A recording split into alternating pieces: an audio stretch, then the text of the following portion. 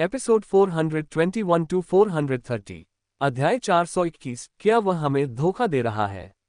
योजक चिन्ह। प्राप्त अनुभव अंक 15,000। डिंग। फाइटर जॉब क्लास अपने अधिकतम स्तर पर पहुंच गया है। Closing square bracket. क्या आप अगली जॉब क्लास में पदोन्नत होना चाहेंगे? हाँ नहीं। एटलांटिस के कालकोठरी के 5वें तल पर स्थित विशालकाय नीले कीचड़ को अंतिम प्रहार देने के बाद एशे हॉन्फ रही थी। विलियम और वैंडी किनारे खड़े होकर लड़ाई देखते रहे, लेकिन उन्होंने उस जलपरी योद्धा का समर्थन नहीं किया क्योंकि जलपरी योद्धा यही चाहती थी। फाइटर सबक्लास प्राप्त करने के बाद एशे की व्हिप स्वॉर्ड चलाने की तकनीक और भी परिष्कृत हो गई थी, जिससे वह जायंट स्लाइम से आसानी से लड़ सकी।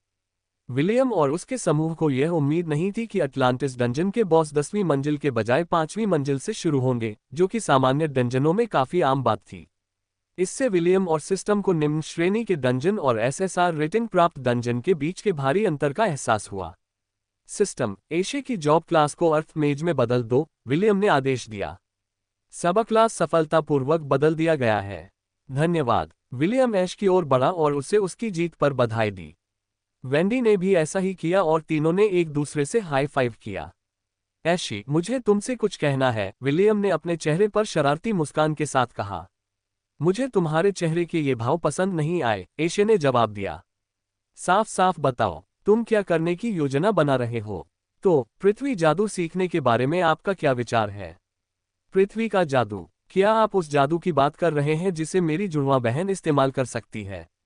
विलियम ने सिर हिलाया। उसने पहले ही दोनों लड़कियों को बता दिया था कि वह उन्हें नई शक्तियां प्रदान कर सकता है जिनका उपयोग वे अपनी ताकत को और बढ़ाने के लिए कर सकती हैं। पहले तो ऐश और वैंडी को विलियम के इस कथन पर संदेह हुआ, लेकिन जल्द ही वे समझ गईं कि वह उनसे मजाक नहीं कर रहा था। विलियम ने एशे को फाइटर जॉब क्लास प्रदान की थी। उसका लक्ष्य जियोमेंसर जॉब क्लास को अनलॉक करना था, जिसके लिए अर्थ मेज और फाइटर जॉब क्लास दोनों का अधिकतम स्तर पर होना आवश्यक था। जियोमेंसर एक अनोखी श्रेणी थी क्योंकि यह जादू पर आधारित हमलों में माहिर थी। हालांकि इस जॉब क्लास का उपयोग करने में एक खास बात थी। इसका हमला उस इलाके के प्रकार पर निर्भर करता था जहां उपयोगकर्ता मौजूद था। उदाहरण के लिए, अगर एशे जमीन पर या किसी सामान्य भूभाग पर लड़ रही होती तो वह पृथ्वी जादू का इस्तेमाल कर सकती थी। अगर वह दलदल में लड़ रही होती तो वह जल जादू का इस्तेमाल कर सकती थी। विलियम को यह जानने की बहुत उत्सुकता थी कि अगर ऐश जंगल के अंदर लड़ाई करे तो क्या होगा। शायद वह लकड़ी का जादू कर पाएगी जिससे जंगल के अनुकूल इलाके में उसके दुश्मन तबाह हो जाएंगे। आखिर आप ये सब कैसे कर पाते हैं? एशे ने पूछा। मैंने इस तरह की शक्ति के बारे में पहले कभी नहीं सुना। विलियम ने अपने बालों को झटका दिया और अपनी जलपरी प्रेमिका को एक आकर्षक मुस्कान दी। अब तुम्हें पता चल गया होगा कि मैं कितना ताकतवर हूं। तुम बहुत भाग्यशाली हो कि तुमने इस सुंदर अर्धएल्फ को अपना प्रेमी चुना। एशे और वैंडी ने एक साथ नाक सिकोड़ी। वे विलियम से बहुत प्यार करती थीं, लेकिन जब भी वह लाल बालों वाला लड़का शेखी बघारने और घमंड दिखाने लगता था तो उन्हें उसे बुरी तरह पीटने का मन करता था। ये देखकर कि दोनों लड़कियां उसे बुरी तरह पीटने के लिए उतावली थीं, विलियम ने आत्मसमर्पण करते हुए अपने हाथ ऊपर उठा लिए। फिर भी क्या ये दिलचस्प नहीं होगा? वैंडी ने बगल से टिप्पणी की। अगर इसहाक तुम्हें पृथ्वी जादू का इस्तेमाल करते हुए देख ले तो मुझे यकीन है कि वह सदमे और अविश्वास से अवाक रह जाएगी। एशे के होठों पर मुस्कान आ गई क्योंकि वह पहले से ही अपनी जुड़वां बहन की प्रतिक्रिया की कल्पना कर सकती थी। वैंडी सही थी, वह भी चुपके से इसहाक की प्रतिक्रिया का इंतजार कर रही थी जब वह उसकी पृथ्वी जादू की शक्ति देखेगा। विलियम मुस्कुराया और फिर लापरवाही से अपना हाथ वैंडी की कमर के चारों ओर लपेटकर उस गोरी सुंदरी को अपने करीब खींच लिया। तुम्हारा क्या ख्याल है, वैंडी? विलियम ने पूछा। क्या तुम्हें रून जादूगर पसंद है? वैंडी ने सिर हिलाया और चमकती आंखों से विलियम की ओर देखा। रूने मेज का काम बहुत दिलचस्प है। मुझे ये बहुत पसंद है। मुझे खुशी है कि तुम ऐसा महसूस करती हो। विलियम ने वैंडी के गाल पर चुंबन किया और फिर उसके वर्तमान आंकड़ों पर नजर डाली। योजक चिन्ह। नाम, वैंडी साय आर्मस्ट्रॉन्ग। जाति, मानव। आयु, 16। Job class, magic lancer level 28। उपवर्ग, रूम मैज स्तर 23। Locked prestige class, Valkyrie. आवश्यकताएं पूरी नहीं हुई। वाल्कीरी। जॉब क्लास को अनलॉक करने की आवश्यकताएं। Soulmate skill, imperial lancer, Divya वंश। योजक चिन्ह। वैंडी एक ऐसी जादूगरनी थी जिसके पास दोहरी शक्तियां थीं। वह धातु और वायु जादू में माहिर थी, लेकिन चूंकि वायु जादू में उसकी दक्षता धातु जादू जितनी मजबूत नहीं थी, इसलिए उसने बड़े होने के दौरान इस पर अधिक ध्यान केंद्रित किया। हालांकि ज्ञानोदय की परीक्षा उत्तीर्ण करने के बाद उसकी पवन जादुई शक्ति और भी प्रबल हो गई और धातु जादुई शक्ति के बराबर शक्तिशाली हो गई। इसी कारण वेंडी एक साथ दो शक्तियों का प्रयोग करते हुए युद्ध करने में सक्षम हो गई। इसी वजह से विलियम ने उसे रून मेज जॉब क्लास के साथ प्रयोग करने की अनुमति दी। जैसा कि नाम से ही स्पष्ट है, इस मेज टाइप जॉब क्लास का मुख्य उद्देश्य रून बनाना था। शुरू में वेंडी को डर लग रहा था क्योंकि उसे 4 अलग अलग प्रतीकों को याद करना था और उनकी शक्तियों को सक्रिय करने के लिए उन्हें लिखना सीखना था। सौभाग्य से वेंडी की सीखने और 2 हथियारों को एक साथ चलाने की क्षमता असाधारण थी, इसलिए रून मेज जॉब क्लास आसानी से उसकी पसंदीदा बन गई। 2 या 2 से अधिक रूनों को मिलाकर वेंडी ऐसी जादुई शक्तियां उत्पन्न कर सकती थी जिससे उसकी समग्र युद्ध क्षमता में वृद्धि होती थी। उसके पसंदीदा रूनिक मंत्रों में से एक रूनिक ब्लेड्स था। इसकी मदद से वह 4 लंबी तलवारें प्रकट कर सकती थी जो अलौकिक क्षति पहुंचाती थीं। ये रूनिक ब्लेड्स दुश्मन की रक्षा को भेद नहीं पाती थीं और भारी कवच पहने हुए लोगों के लिए घातक साबित होती थीं। एक बार जब ब्लेड उनके शरीर को काट देगा तो इससे उनकी ताकत काफी कम हो जाएगी और उनकी प्रतिक्रिया का समय धीमा हो जाएगा, जिससे वेंडी को आसानी से अंतिम प्रहार करने का मौका मिल जाएगा। उसे वे रून जाल भी पसंद थे जिन्हें वह बिना किसी को पता चले जमीन पर बिछा सकती थी, क्योंकि लक्ष्य के उसके दायरे में आते ही वे स्वतः ही फट जाते थे। यह एक ऐसा तुरुप का पत्ता था जिसका इस्तेमाल वेंडी कई दुश्मनों से लड़ते समय और साथ ही साथ युद्ध की दिशा को नियंत्रित करते समय कर सकती थी। विलियम का लक्ष्य था कि वह रून मास्टर जॉब क्लास को अनलॉक कर सके, जिसके लिए रून मेज और फाइटर जॉब क्लास के अधिकतम स्तरों का संयोजन आवश्यक था। उनका मानना था कि वेंडी के पास यह अतिरिक्त तुरुप का पत्ता होने से वह युद्ध के बीच में खुद की रक्षा करने में सक्षम होगी। विलियम समझता था कि युद्ध के मैदान में लड़ते समय वह हमेशा उनके साथ नहीं रह सकता। वह केवल इतना ही कर सकता था कि उनकी नई शक्तियों के उपयोग में उनकी दक्षता बढ़ाए ताकि कठिन परिस्थितियों में उन्हें अधिक स्वतंत्रता मिल सके। चलो 6ठी मंजिल पर चलते हैं, विलियम ने ऐश को अपने करीब खींचते हुए कहा और उसे भी चूमा। मुझे लगता है कि अब हमारा सामना एक अलग तरह के राक्षस से होगा।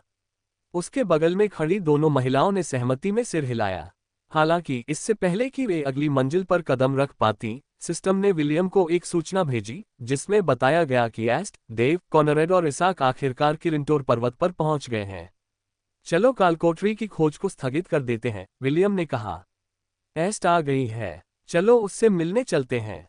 योजक चिन्ह। शेरहाट चीखते हुए शूरवीरता की तीसरी चोटी की ओर नीचे उतरने लगा।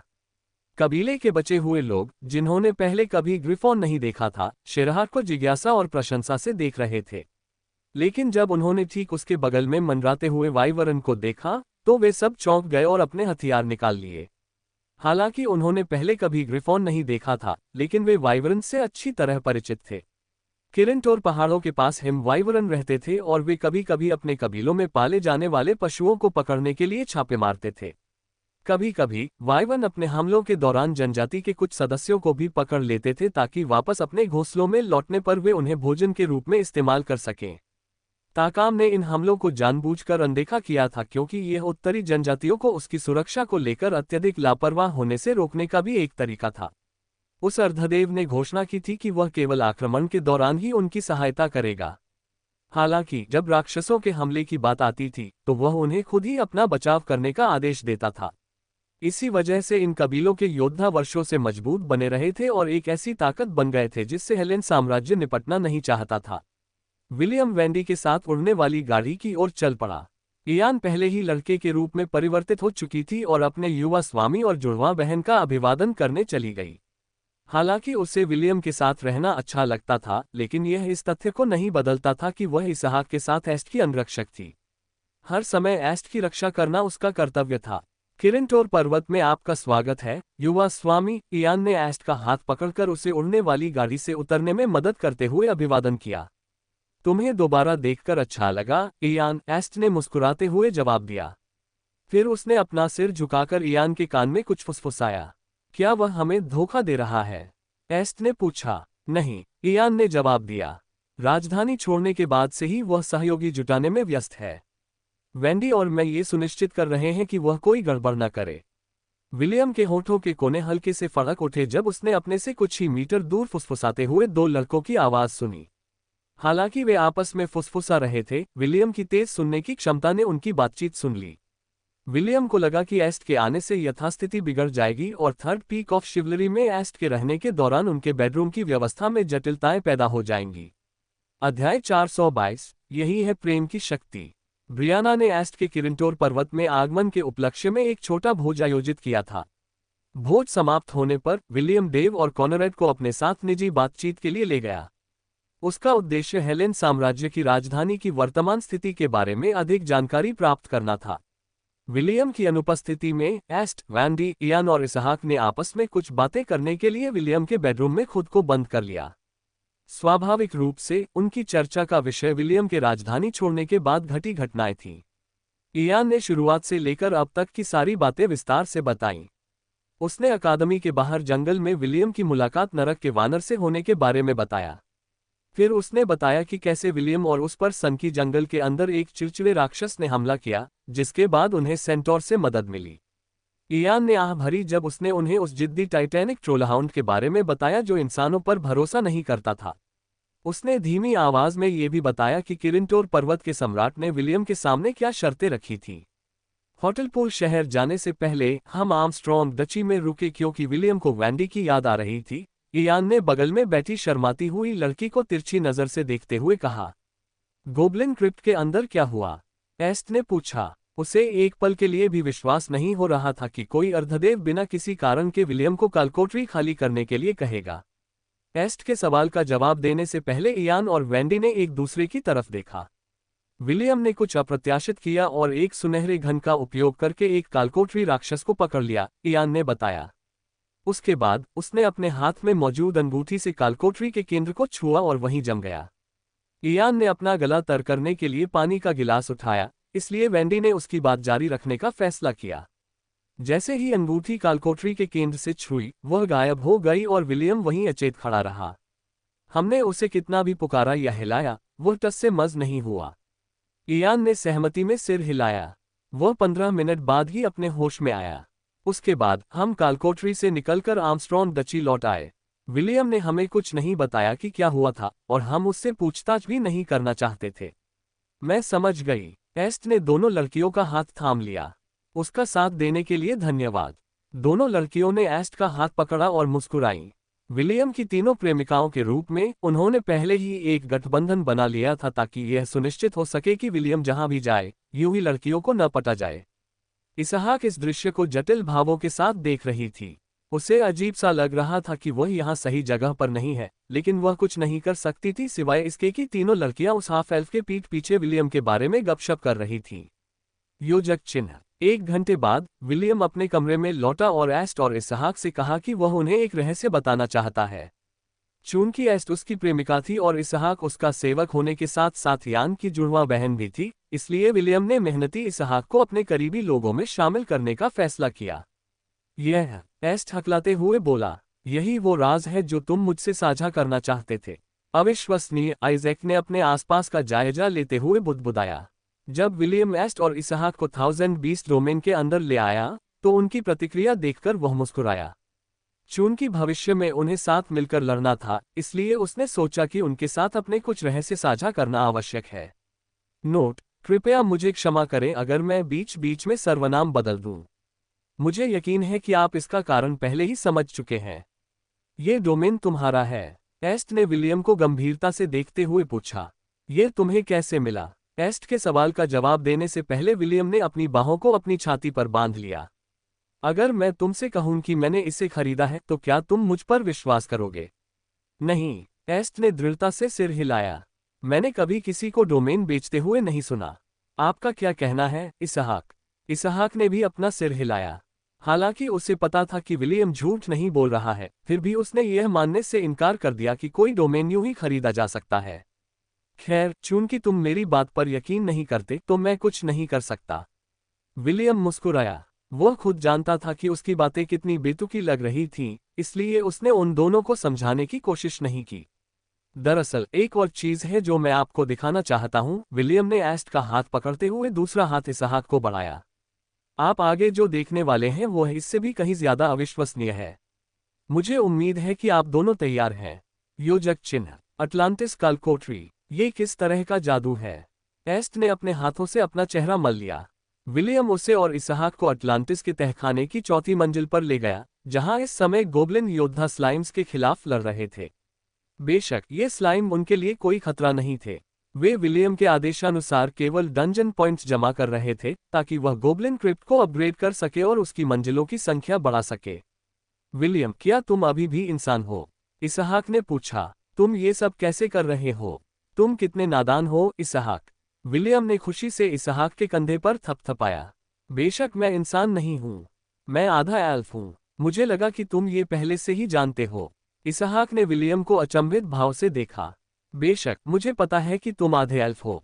मेरा मतलब है, कोई भी नश्वर प्राणी वो काम नहीं कर सकता जो तुम कर सकते हो। क्या तुम्हें यकीन है कि तुम अभी भी नश्वर हो? विलियम ने सिर हिलाया। मैं नश्वर हूँ, लेकिन मैं कोई साधारण नश्वर नहीं हूँ। क्या आपने मेरे जैसा सुंदर आधा एल्फ देखा है? क्या आपने मेरे जैसा अद्भुत आधा एल्फ देखा है? क्या आपने आधा? ठीक है, मैं समझ गया। इसहाक ने विलियम को चुप कराने के लिए इशारा किया। क्या कोई और राज है जो तुम हमसे साझा करना चाहते हो? इस समय तो मुझे लगता है कि मैं किसी भी बात पर विश्वास कर सकता हूँ। मैं भी, एस्ट ने बगल से टिप्पणी की। क्या आपके पास साझा करने के लिए और भी कुछ है? विलियम ने शरारती मुस्कान के साथ ऐश और वैंडी की ओर देखा, जो उससे कुछ ही दूरी पर खड़े थे। दोनों लड़कियों ने संकेत समझ लिया और एस्ट और इसहाक को अपने डंजन प्रशिक्षण के परिणाम दिखाने का फैसला किया। रॉक बुलेट, एशे ने एक स्लाइम की ओर उंगली से इशारा करते हुए कहा। तभी अचानक हवा में से एक छोटा सा पत्थर प्रकट हुआ और कीचड़ की दिशा में उड़ गया, जिससे वह फट गया। जब उसकी जुड़वां बहन ने उसके सामने पृथ्वी जादू का प्रयोग किया तो इसहाक की आंखें सिकुड़ गईं। अपनी जुड़वां बहन की प्रतिक्रिया देखकर ऐश मुस्कुराए बिना नहीं रह सकी। वैंडी ने अपने दोनों हाथों का उपयोग करके दो हस्त मुद्राएं बनाई और उन्हें आपस में मिला दिया। तुरंत ही उसके चारों ओर 4 रूनिक ब्लेड प्रकट हो गए। वे एक रहस्यमय प्रकाश में चमक रहे थे, जिसे देखकर एस्ट ने उत्सुकता से उनकी ओर देखा। 2 मिनट तक तैरती हुई तलवारों को देखने के बाद उसने अपना ध्यान विलियम की ओर वापस मोड़ा और वह सवाल पूछा जो उसके मन में था।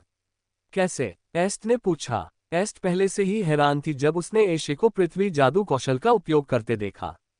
वह जानती थी कि उसकी सेवक के पास जादू में दोहरी क्षमता नहीं है, इसलिए वह समझ नहीं पा रही थी कि एशे ऐसा कैसे कर पाए। वैंडी की बात करें तो हालांकि रूनिक ब्लेड्स अच्छे थे, एस्ट को लगा कि उस गोरी लड़की ने धातु और वायु जादू को मिलाकर एक नए प्रकार का जादू बनाया है। उसने लाल बालों वाले लड़के को तीखी निगाहों से देखा और जवाब मांगा। ये प्रेम की शक्ति है, विलियम ने शांत भाव से उत्तर दिया। केवल वही लोग जो मुझसे प्रेम करते हैं इन शक्तियों का उपयोग कर सकेंगे। आपको क्या लगता है? बहुत अद्भुत है ना? हाँ, एस्ट ने सिर हिलाया। मेरा कहाँ है? मैं पूछ रही हूँ कि मेरी शक्ति कहाँ है? आपने ऐश और वैंडी को ये शक्ति दी, मेरा क्या? विलियम के चेहरे की मुस्कान जम गई क्योंकि वह एस्ट के बारे में पूरी तरह भूल गया था। वह अपनी इन शक्तियों को अपने सबसे अच्छे दोस्त को दिखाने के लिए बहुत उत्साहित था क्योंकि वह शेखी बघारना चाहता था। लेकिन ऐसा करके उसने एक बहुत बड़ी गलती कर दी थी। नोट: BFF का मतलब है बेस्ट फ्रेंड्स फॉरएवर, या बस एक बहुत करीबी दोस्त। विलियम के माथे पर पसीने की बूंदें आ गईं क्योंकि उसने अपनी एक प्रेमिका को सबक्लास प्रदान करने के लिए आवश्यक शर्तों को नजरअंदाज कर दिया था। क्या हुआ? एस्ट ने विलियम की ओर बढ़ते हुए पूछा। कहीं ऐसा तो नहीं कि मुझे भी ये शक्तियां नहीं मिल सकती? खैर, हर चीज का एक सही समय होता है, विलियम हकलाते हुए बोला और अनजाने में एक कदम पीछे हट गया।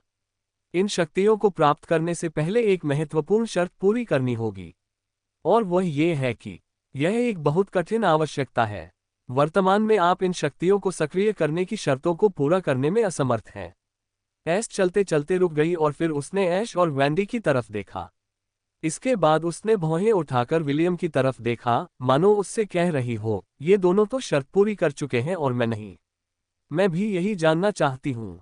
वैंडी ने अचानक विलियम का हाथ पकड़ लिया और उत्सुकता भरी नजरों से उसकी ओर देखते हुए बोली, आपने कहा था कि इसके लिए कुछ शर्तें हैं, है ना? वो शर्तें क्या हैं? क्या कोई भी इन्हें पूरा कर सकता है? नहीं, विलियम ने सिर हिलाया। ये सुविधा केवल मेरे प्रेमियों को मिलती है। क्या मैं तुम्हारा प्रेमी नहीं हूँ? एस्ट ने चुनौती भरे लहजे में पूछा। रुको, क्या तुम मुझसे कह रहे हो कि तुम मुझे अपने प्रेमी के रूप में नहीं पहचानते? क्या यही बात है? एस्ट विलियम की ओर बढ़ी। वह तब रुकी जब वह लाल बालों वाले लड़के से केवल 1 मीटर दूर थी और उसने अपने हाथों को अपनी छाती पर बांध लिया। एस्ट, ये वैसा नहीं है जैसा तुम सोच रहे हो, विलियम ने जवाब दिया और इस गड़बड़ से बचने का कोई बहाना सोचने की कोशिश करने लगा। वेंडी के साथ जो हुआ वह पूरी तरह से एक दुर्घटना थी और उन्हें विश्वास नहीं था कि एस्ट के साथ भी ऐसा ही हो सकता है। इसी ने उसे पहले ही बता दिया था कि वह अभी नाबालिग है, इसलिए उसके राजा के मोहरे की शक्ति उसे और अधिक परिवार के सदस्य जोड़ने की अनुमति नहीं देगी।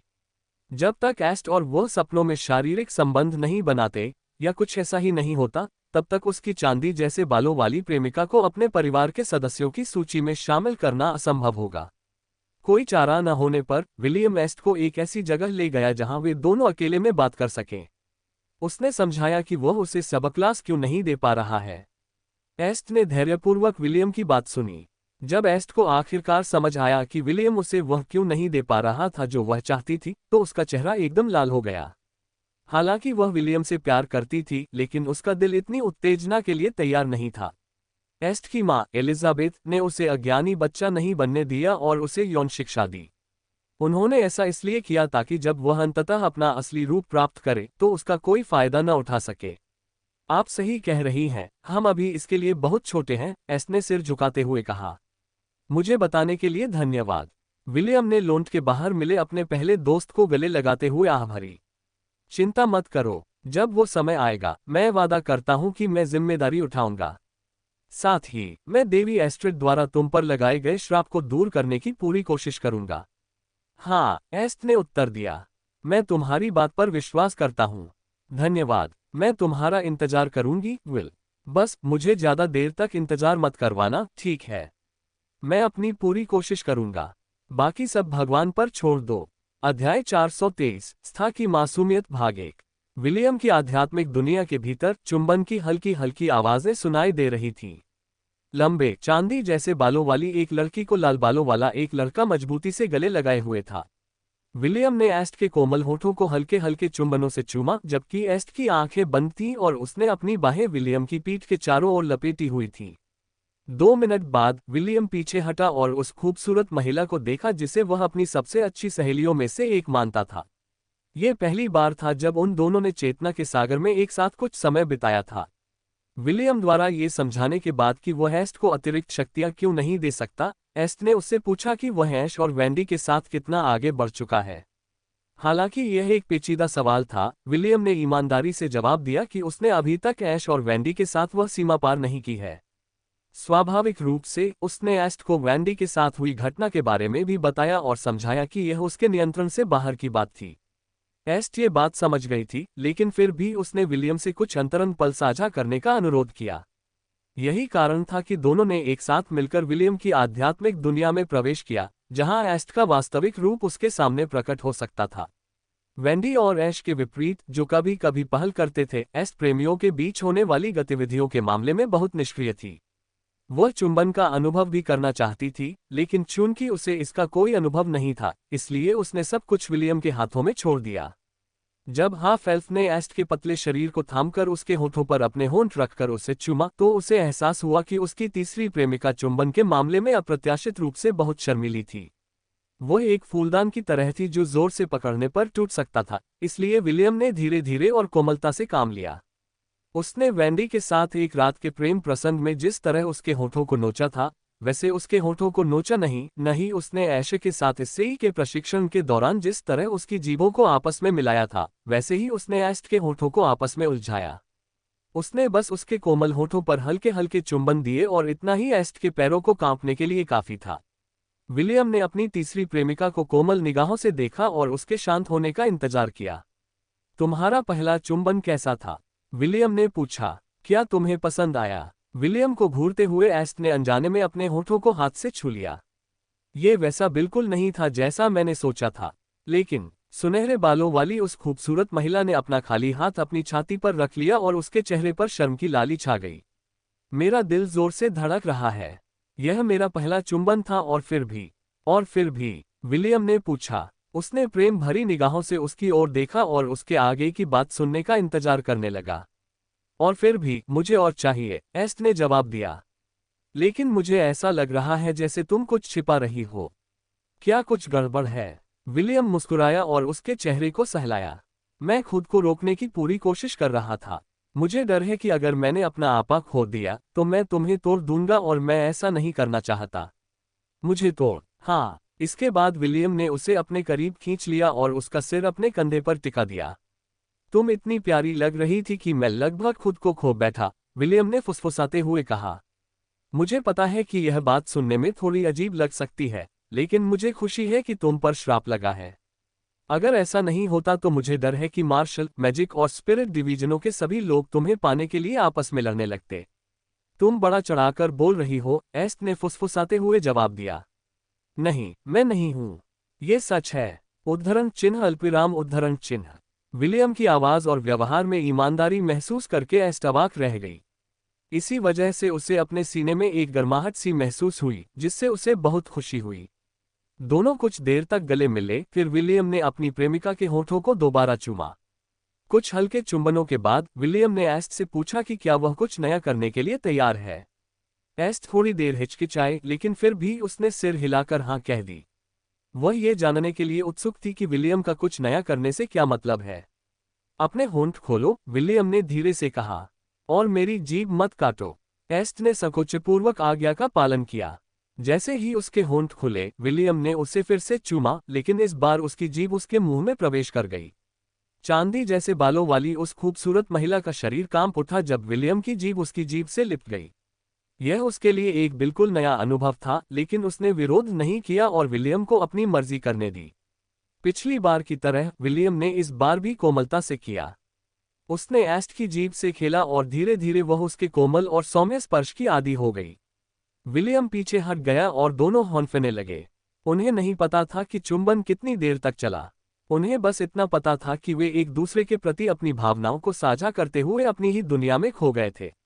वो चुंबन हमारे पहले चुंबन से बहुत अलग था, एस्ट ने नम आंखों से विलियम की ओर देखते हुए कहा। वो ज्यादा तीव्र था। उसे क्या कहते हैं? क्या ये कुछ ज्यादा ही तीव्र था? विलियम ने थोड़ी चिंता जताते हुए पूछा। एस्ट ने अपना सिर हिलाया। अपनी प्रेमिका के बिखरे हुए चेहरे को देखकर विलियम मुस्कुराया। एस्ट हमेशा से ही एक सलीकेदार और शालीन इंसान थी। उसे इस हालत में देखकर विलियम का मन किया कि उसे पकड़कर नीचे गिरा दे और उसे दिखाए कि एक चुंबन कितना गहरा हो सकता है। इसे फ्रेंच किस कहते हैं, विलियम ने जवाब दिया। कैसा लगा? पहले से बेहतर था क्या? एस्ट ने विलियम के सवाल पर विचार करने के लिए अपनी आंखें बंद कर लीं। वह हमेशा से ही गंभीर स्वभाव की थी, यहां तक कि वह विलियम के मजाक को भी गंभीरता से ले लेती थी। पहला वाला स्पर्श कोमल था, फिर भी मेरा दिल खुशी से झूम उठा, एस्ट ने आंखें बंद रखते हुए कहा। मुझे वह एहसास बुरा नहीं लगा, बल्कि मुझे वह बहुत अच्छा लगा क्योंकि मैंने महसूस किया कि तुम अपने कामों से मेरी कितनी परवाह करते हो।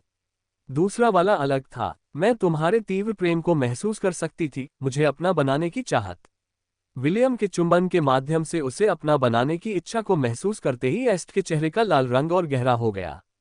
विलियम हैरान था क्योंकि हालांकि उसने खुद को रोक रखा था, लेकिन उसका दिल और शरीर सामने खड़ी खूबसूरत लड़की पर अपनी छाप छोड़ना चाहता था और उसे यह एहसास दिलाना चाहता था कि उसके होंठ उसी के हैं। ये तो बुरा है, विलियम ने सोचा। एस्टेल मेरी सारी भावनाओं को भड़का रही है। अगर हम ऐसे ही चलते रहे तो शायद मैं खुद पर काबू नहीं रख पाऊंगा। हालांकि विलियम को ओवन और देवी इरोस द्वारा महिलाओं से व्यवहार करने के तरीके के बारे में प्रशिक्षित किया गया था, लेकिन एस्ट उसे एक ऐसे अपराधी की तरह महसूस करा रही थी जो किसी पवित्र चीज को अपने रंग से दूषित करने की योजना बना रहा हो। अध्याय 424 था कि मासूमियत भाग 2। विल, क्या कुछ गड़बड़ है? एस्ट ने अपना हाथ बढ़ाकर उसके चेहरे के किनारे को छुआ। जैसे ही गर्म और कोमल हाथ ने उसकी त्वचा को छुआ, विलियम ने अनजाने में गहरी सांस ली और अपनी प्रेमिका की खूबसूरत लाल आंखों में देखा। उसे उनमें अपना प्रतिबिंब दिखाई दिया और यह जानकर उसे गर्व का अनुभव हुआ कि वह केवल स्नेह से भरी आंखों से ही उसे देखेगी। हाँ, विलियम ने कर्कश आवाज में जवाब दिया। तुम मुझे पागल कर रहे हो। इससे पहले कि एस्ट विलियम के उसे पागल कर देने के शब्दों का मतलब समझ पाती, उसने खुद को उसके शरीर से चिपका हुआ पाया क्योंकि विलियम ने उसे कसकर गले लगा लिया था। विलियम ने एस्ट को अंतरंग पलों का अनुभव कराने के लिए पहले ही इनक्यूबस जॉब क्लास का इस्तेमाल किया था। हालांकि एस्ट के शरीर के भीतर एक ऐसी शक्ति थी जो इनक्यूबस जॉब क्लास की शक्तियों के विपरीत प्रतीत हो रही थी। ये शक्ति विलियम को नुकसान नहीं पहुंचा रही थी क्योंकि एस्ट उसे शत्रु नहीं मानती थी। हालांकि देवी एस्ट्रिड ने उसके शरीर को पवित्र शक्ति से भर दिया था।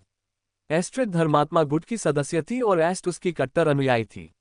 धर्मी और दुष्ट गुट स्वाभाविक रूप से एक दूसरे को प्रतिकर्षित करते थे और यही स्थिति वर्तमान में एस्ट और विलियम के बीच बन रही थी। लाल बालों वाले लड़के के मन में एस्ट को भ्रष्ट करने और उस पर विजय प्राप्त करने की प्रबल इच्छा जाग रही थी। ये कुछ ऐसा था जो वह नहीं करना चाहता था, इसलिए उसे अपनी इच्छाशक्ति का उपयोग करके इन कामुक भावनाओं को काबू में रखना पड़ा। अंत में विलियम ने अपना सबक्लास बदलने का फैसला किया और उसकी बाहों में मौजूद सुंदरी को भ्रष्ट करने की इच्छा तुरंत शांत हो गई। विलियम के शरीर में अचानक एक सूक्ष्म प्रकाश की चमक फैल गई, जो एस्ट की पवित्र शक्ति के साथ प्रतिध्वनित हो रही थी। विल, क्या हुआ? तुम पीले दिख रहे हो, एस्ट ने चिंता से उसकी ओर देखा। विलियम ने मुस्कुराते हुए अपने प्रेमी के सिर पर थपथपाया और खुद को संभालने की कोशिश की। विलियम ने अपना सन नाइट जॉब क्लास पहन लिया था, जो धर्मी गुट का हिस्सा था, और इससे उसे जो असहजता महसूस हो रही थी वह दूर हो गई। विलियम ने एस्ट को गले लगाते हुए कहा, मैं ठीक हूँ, चिंता मत करो, मैं बस अचानक से तुम्हें फिर से चूमने की इच्छा हुई, तो मुझे चूम लो और मुझे इस तरह डराओ मत। एस्ट ने अपना सिर उठाया और आंखें बंद कर लीं। वह विलियम के चुंबन की पहल का इंतजार कर रही थी, क्योंकि उसे यह एहसास अच्छा लगता था कि आधा एल्फ उसे चूमने की पहल करे। इससे उसे यह महसूस होता था कि लड़के के लिए उसका प्यार आपसी है। एस्ट जानती थी कि विलियम सिर्फ बहाना बना रहा है, लेकिन वह अंतरंगता के इस पल को यूं ही हाथ से जाने नहीं देना चाहती थी। उसने बहुत कुछ सहा था और वह विलियम के साथ उतना ही समय बिताना चाहती थी जितना इयान और वेंडी ने बिताया था। सिर्फ वे दोनों, अपने नौकरों के बिना, किसी के देखे बिना, बिना किसी ऐसी बाधा के जो उसे प्यार महसूस करने से रोकती हो। हालांकि उम्र के अंतर के कारण वह विलियम को अपना सब कुछ नहीं सौंप सकती थी, फिर भी वह उस लड़के के साथ प्रेमी बनने का अनुभव समझने की पूरी कोशिश करने को तैयार थी, जिसे वह इतने सालों से प्यार करती आ रही थी। इनक्यूबस जॉब क्लास के बिना भी विलियम इतना कुशल था कि वह एस्ट को वह सब कुछ दे सके जो वह चाहती थी। दोनों ने एक दूसरे को चूमा और तब तक चूमते रहे जब तक कि एस्ट खुद को विलियम की आध्यात्मिक दुनिया में समुद्र पर लेटी हुई नहीं पाए। विलियम ने निडर प्रेम और स्नेह से उसे देखा। एक बार फिर विलियम को उस चांदी जैसे बालों वाली सुंदरी को अपनी प्रेमिका घोषित करने के लिए इनक्यूबस जॉब क्लास की आवश्यकता नहीं थी। उसने अपने होंठ झुकाकर उसकी गर्दन के पिछले हिस्से को चूमा, जिससे एस्ट का शरीर सिहर उठा। उसने उस हिस्से को चूमा, चूसा और हल्का सा काटा, जिससे उसकी चिकनी और पीली त्वचा पर एक निशान बन गया। उसने देखा कि एस्ट की गर्दन पर उसके चुंबन के निशान से उसकी त्वचा लाल हो गई थी। वह और चुंबन करना चाहता था, लेकिन उसने खुद को रोक लिया, क्योंकि अगर वह अपने विचारों पर अड़ा रहा तो शायद खुद को रोक न पाए। विल, एस्ट ने विलियम के सिर को बाहों में भरते हुए कहा, खुद को मत रोको, मैं कोई फूलदान नहीं हूं जो आसानी से टूट जाए। मैं मजबूत हूं। लाल रंग की उन दो आंखों ने, जो सीधे उसकी हल्की हरी आंखों में देख रही थी, विलियम के दिल की धड़कन तेज कर दी। नन्ही बर्फीली खरगोश खुद को उसके हवाले कर रही थी, और लाल बालों वाला लड़का उस भेड़िए में बदलने की कगार पर था जो उसे तब तक खा जाएगा जब तक उसका कुछ भी बाकी न रह जाए। EST, इच्छा। जब तुम मुझे उन लालसा भरी निगाहों से देख रही हो तब ये शब्द मत कहो, विलियम ने उसके माथे पर चुंबन करते हुए कहा। ये एक अपराध है, मैं अपराधी नहीं बनना चाहता। और विलियम ने एस्ट के कान में कुछ फुसफुसाया, जिससे एस्ट शर्म से अपना चेहरा ढक बैठी। सच में, मेरी प्रेमिका इतनी प्यारी कैसे हो सकती है? विलियम ने एस्ट की कोमल छाती पर सिर रखकर उसकी धड़कन महसूस करते हुए सोचा। हालांकि दोनों ने कपड़े पहने हुए थे, विलियम की संवेदनशील सुनने की शक्ति से उसकी प्रेमिका का दिल तेजी से धड़क रहा था। वह उसकी गर्माहट, कोमलता और शरीर की हल्की खुशबू भी महसूस कर सकता था। विलियम ने इन सभी भावनाओं में खुद को खो जाने दिया। अचानक कोमल और पतले हाथों की एक जोड़ी ने विलियम के सिर पर अपना आलिंगन किया और उसे थाम लिया। दोनों ने कुछ नहीं कहा, क्योंकि शब्दों की कोई आवश्यकता नहीं थी। एस्ट बहुत खुश थी, क्योंकि आखिरकार वह विलियम को गले लगा पाई थी। उसकी बेहोशी की हालत में नहीं, बल्कि उस हालत में जब दूसरा उसकी भावनाओं का जवाब दे पा रहा था। अचानक कोमल और पतले हाथों की एक जोड़ी विलियम के सिर पर आकर टिक गई और उसे थाम लिया। दोनों ने कुछ नहीं कहा, क्योंकि शब्दों की कोई आवश्यकता नहीं थी। एस्ट बहुत खुश थी, क्योंकि आखिरकार उसे विलियम को गले लगाने का मौका मिला था। उसकी बेहोशी की हालत में नहीं, बल्कि ऐसी हालत में जहां दूसरा उसकी भावनाओं का जवाब दे सकता था। उसने प्रार्थना की कि युद्ध समाप्त होने के बाद विलियम उसके शरीर पर लगे श्राप को दूर कर सके। इस तरह वे दोनों न केवल उसकी आध्यात्मिक दुनिया में बल्कि वास्तविक दुनिया में भी एक दूसरे को थाम सकेंगे। तब तक वह उसके मीठे चुंबनों और प्यार भरी फुसफुसाहटों को थामे रहेगी, जिससे उसे यह एहसास होगा कि उसकी माँ ने उसे बहुत पहले जो शब्द कहे थे वे वास्तव में सच थे। योजक चिन्ह, योजक चिन्ह, योजक चिन्ह, योजक चिन्ह। जब आसमान गिर जाएगा तब भी ऐसे लोग होंगे जो आगे बढ़कर उसका भार अपने कंधों पर उठाएंगे, एलिजाबेथ ने मुस्कुराते हुए कहा। क्या मैं ऐसे किसी व्यक्ति से मिल पाऊंगा? एस्ट ने पूछा। उसके चेहरे पर आधा संदेह और आधा जिज्ञासा थी कि क्या उसे कोई ऐसा व्यक्ति मिल सकता है जो चमत्कार कर सके। जरूर, तुम मिलोगी, एलिजाबेथ खिलखिलाकर हंस पड़ी। अगर तुम हो तो ऐसे व्यक्ति से मिलना तुम्हारी किस्मत में लिखा है। बस इतना जान लो कि अगर वह सचमुच तुम्हारी जिंदगी में आ जाए तो बेहतर होगा कि तुम उसे हमेशा के लिए थाम लो और कभी भी जाने मत देना।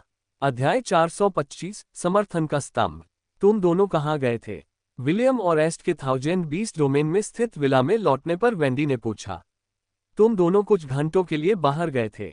विलियम मुस्कुराया और वेंडी के बगल में सोफे पर बैठ गया। एस्ट और मैंने कुछ ट्रेनिंग की है ना एस्ट? एस्ट ने सिर हिलाया। उसका चेहरा शांत और संयमित था, जो विलियम की आध्यात्मिक दुनिया में मौजूद उस चांदी जैसे बालों वाली महिला से बिल्कुल अलग था, जो विलियम के चुंबनों से खुशी से पिघल जाती थी। इयान ने अपने युवा स्वामी को समझदारी भरी निगाहों से देखा। पिछले कुछ हफ्तों में विलियम के साथ समय बिताने के बाद वह जानती थी कि जब वे दोनों साथ होते हैं तो हाफ एल्फ कितना भावुक हो सकता है। एस्ट के होठों के कोने पर दिख रही हल्की सी मुस्कान को देखकर उसने अनुमान लगाया कि उसके युवा स्वामी ने विलियम के साथ एक अंतरंग क्षण साझा किया होगा। वेंडी ने हाफ एल्फ के उससे बातें छिपाने के व्यर्थ प्रयास पर अपनी आंखें घुमाईं। अगर उसने एस्ट का असली रूप और विलियम के बेहोश होने के दौरान उसके द्वारा दिखाए गए स्नेह को न देखा होता तो वेंडी विलियम के बहाने को हवा के झोंके की तरह नजरअंदाज कर देती।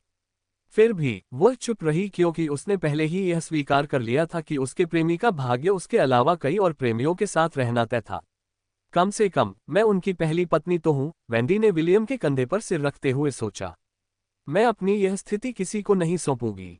विलियम को नहीं पता था कि उसकी प्रेमिकाएं क्या सोच रही हैं। उसे बस इतना लग रहा था कि उसने स्थिति को बहुत अच्छे से संभाला है और मन ही मन खुद को शाबाशी दे रहा था कि उसने अच्छा काम किया है। एस्ट के साथ बिताया उसका समय सचमुच बहुत प्यारा था। हाफ एल्फ को उसे चुंबन करना सिखाने में आनंद आता था और बाद वाली, हालांकि अभी भी थोड़ी निष्क्रिय थी, सीखने की पूरी कोशिश करती थी। फिर भी मुझे एस्ट के साथ रहते हुए इनक्यूबस जॉब क्लास का इस्तेमाल नहीं करना चाहिए, विलियम ने एस्ट की ओर देखते हुए वेंडी के सिर पर हाथ फेरते हुए सोचा। यह पहली बार था जब विलियम को अपनी प्रेमिका को वश में करने और उसे आनंद की चरम सीमा तक पहुंचाकर उसे भ्रष्ट करने की तीव्र इच्छा हुई थी। सिस्टम से परामर्श करने के बाद दोनों इस निष्कर्ष पर पहुंचे कि धर्मी और दुष्ट गुटों की ध्रुवीय शक्तियां विभिन्न जॉब क्लासों को कुछ हद तक प्रभावित करती हैं। विलियम एस्ट को उस तरह से जीतना नहीं चाहता था क्योंकि रिश्तों के मामले में वह आश्चर्यजनक रूप से भोली थी। वह भीड़ जैसी थी और विलियम भेड़िए जैसा।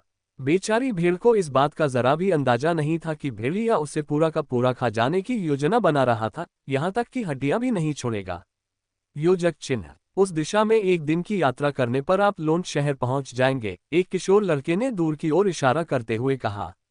मैं सर विलियम के शूरवीरों में से एक हूं, इसलिए मैं उनके गृहनगर में एक बार जा चुका हूं।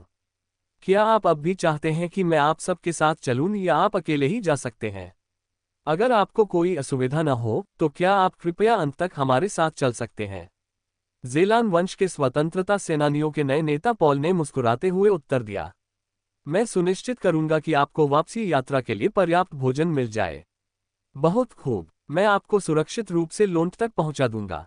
धन्यवाद। पॉल और ज़ेलान राजवंश के अन्य योद्धा कई दिनों तक घोड़ों पर सवार होकर यात्रा करते रहे। उन्होंने टेलीपोर्ट गेट का इस्तेमाल किया और कई लोगों से रास्ता पूछा, तब जाकर उन्हें हेलान साम्राज्य के दक्षिण पूर्वी हिस्से में स्थित एक कस्बे में एक किशोर लड़का दरियाई घोड़े पर सवार मिला।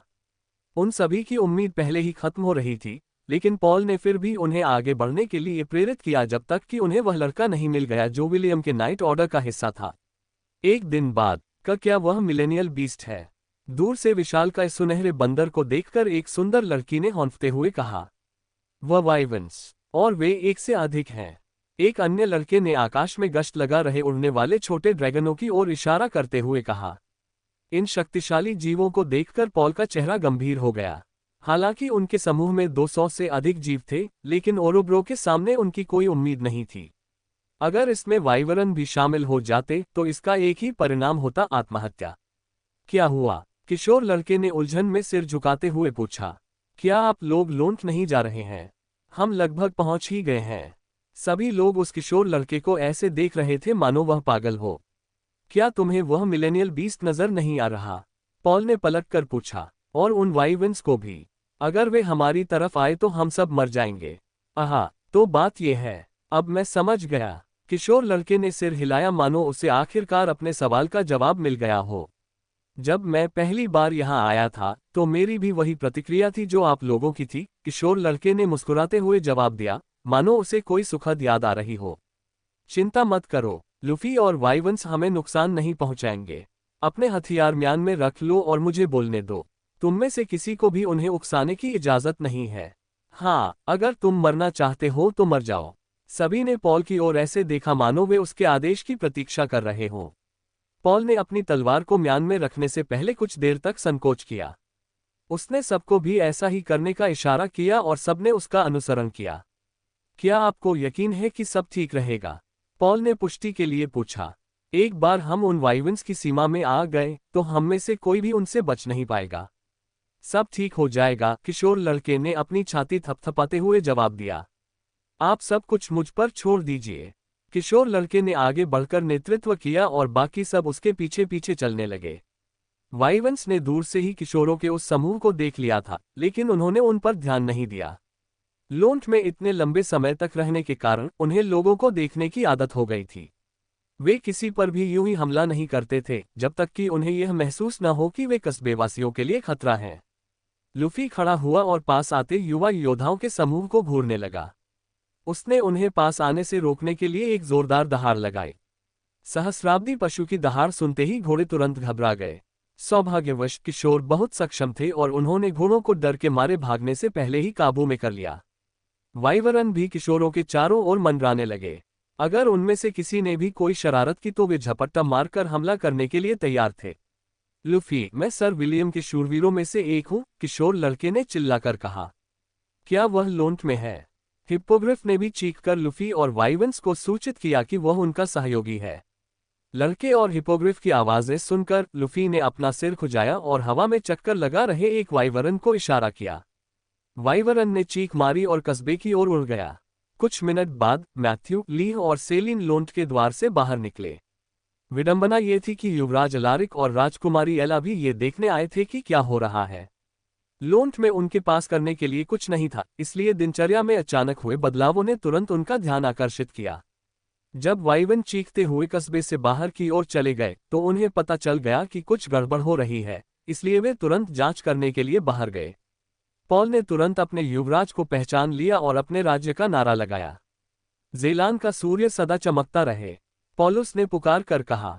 ज़ेलान का सूर्य सदा चमकता रहे। किशोरों ने अपने युवराज का अभिनंदन करते हुए एक साथ नारे लगाए। नोट: ज़ेलान राजवंश में वे अपने सम्राट को सूर्य के रूप में संदर्भित करते हैं। पॉल, राजकुमार अलारिक खुशी से चिल्लाते हुए अपने वफादार सेवक की ओर दौड़ा। राजधानी से भागते समय उसे पीछे छोड़ने का उसे बहुत पछतावा हो रहा था।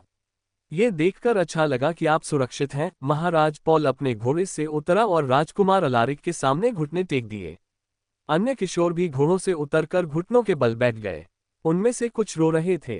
अंततः उन्हें अपना युवराज मिल गया था। उनके नेता अरसलान के पीछे रुककर उन सभी को भागने का मौका देने के बाद युवराज ही उनका आखिरी सहारा थे। अध्याय 426, उसका नाम है। पुनर्मिलन के बाद राजकुमार अलारिक ने मैथ्यू और लेया से पूछा कि क्या उनके राज्य के बचे हुए लोग लोंट शहर में रह सकते हैं। किशोर ये देखकर बहुत आश्चर्यचकित हुए कि एक वयस्क महिला श्राप से अप्रभावित थी और क्रिस्टल की मूर्ति में परिवर्तित नहीं हुई थी। सेलिन ने इस समय घूंघट ओढ़ रखा था, इसलिए उनमें से कोई भी उसका चेहरा नहीं देख पा रहा था। वह बस एक तरफ खड़ी होकर राजकुमार अलारिक और मैथ्यू की बातचीत सुन रही थी।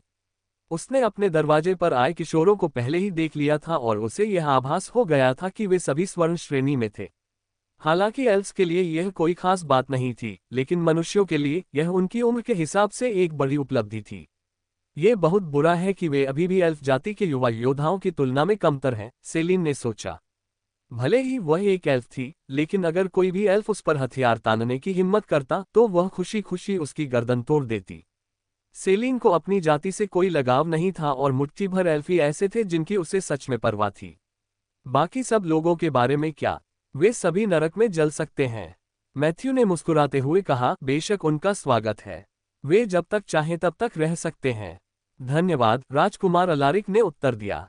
फिर वह पॉल और उसके किशोर लड़के लड़कियों के बेतरतीब समूह को उनके अस्थायी निवास पर ले गया। लोंट के पास अभी भी कुछ घर खाली थे और कुछ 100 बच्चों को ठहराने में कोई खास समस्या नहीं थी। जब राजकुमार अलारिक पॉल और अपने राज्य के बचे हुए लोगों से जानकारी प्राप्त कर रहे थे, तब मैथ्यू, लिया और सेलिन अपनी अगली कार्रवाई पर चर्चा करने के लिए एंसेवर्थ निवास लौट आए। क्या आपको यकीन है कि सब ठीक रहेगा? लिया ने पूछा। मुझे पता है कि वे राजकुमार अलारिक के लोग हैं, लेकिन अगर वे यहाँ कुछ दिन बिताते हैं तो उनके विचार बदल सकते हैं। मैथ्यू ने अपनी पत्नी के हाथ पकड़े और शैतानी मुस्कान के साथ उसकी ओर देखा। मैं जानता हूं कि तुम क्या सोच रही हो, लेकिन मुझे कोई चिंता नहीं है। वैसे भी ये युवराज के चरित्र को परखने का अच्छा मौका है। कुछ ही दिनों में उनका असली चेहरा सामने आ जाएगा। सेलिन ने अपने चेहरे पर पड़े घूंघट के पीछे से मुस्कुराया। उसकी मैथ्यू से अक्सर बातचीत नहीं होती थी, लेकिन वह मैथ्यू के सोचने के तरीके से सहमत थी। जैसा बाप वैसा बेटा, सेलिन ने जेम्स और विलियम के बारे में सोचते हुए मन ही मन सोचा। जेम्स एक अवसरवादी कमीना था, विलियम भी वैसा ही था। मैथ्यू उन दोनों के मुकाबले एक फरिश्ता था, लेकिन इसका मतलब यह नहीं था कि वह धूर्त नहीं हो सकता था। लोंट के भावी लॉर्ड के रूप में मैथ्यू को लोगों को परखने में माहिर होने का प्रशिक्षण दिया गया था। हालांकि अपने ज्ञान के बावजूद भी वह राजकुमार अलारिक का लक्ष्य नहीं समझ पा रहा था।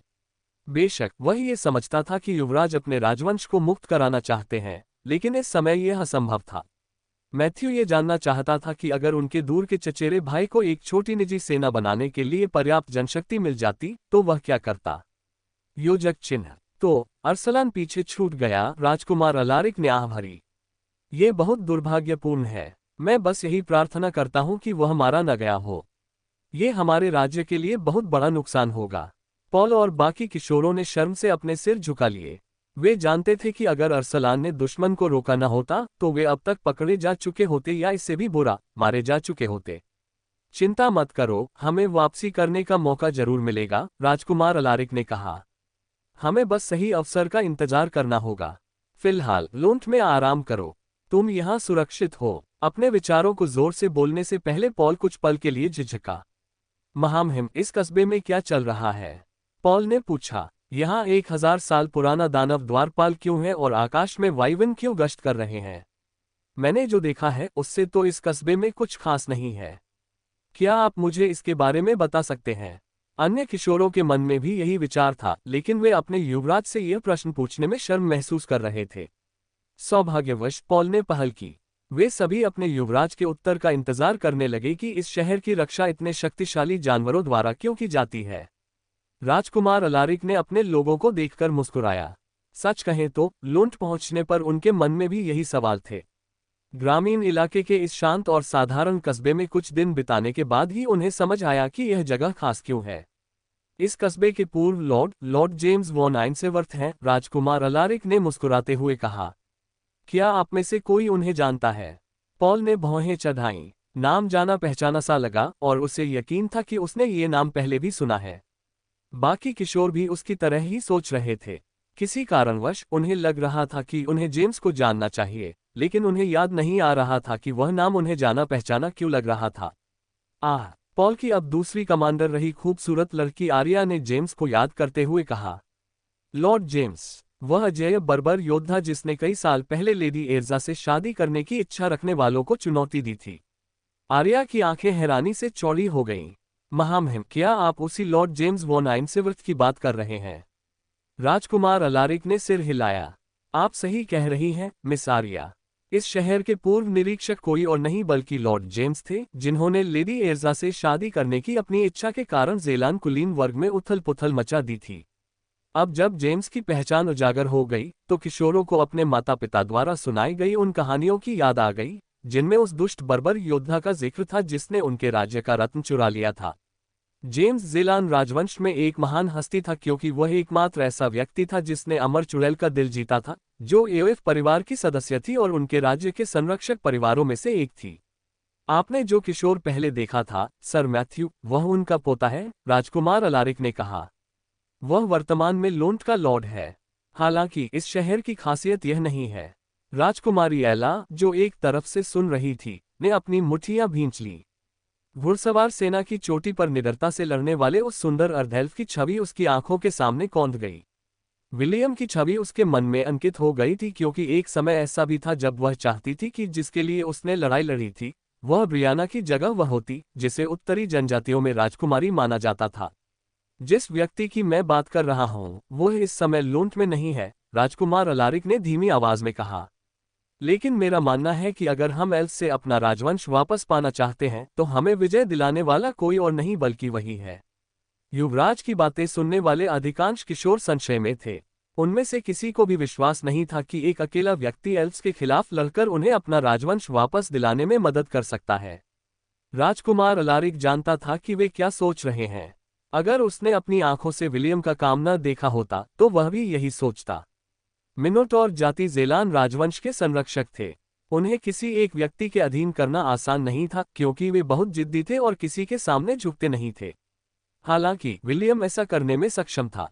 यहां तक कि एर्चितु, जो राजा मिनोस के 2 पुत्रों के बाद दूसरे सबसे महान योद्धा थे, ने भी उनके प्रति निष्ठा की शपथ ली थी। इससे राजकुमार अलारिक को गहरा सदमा लगा था। अतीत में राजकुमार अलारिक ने एर्चितु से अपना पशु साथी बनने का अनुरोध किया था, लेकिन एर्चितु ने इनकार कर दिया।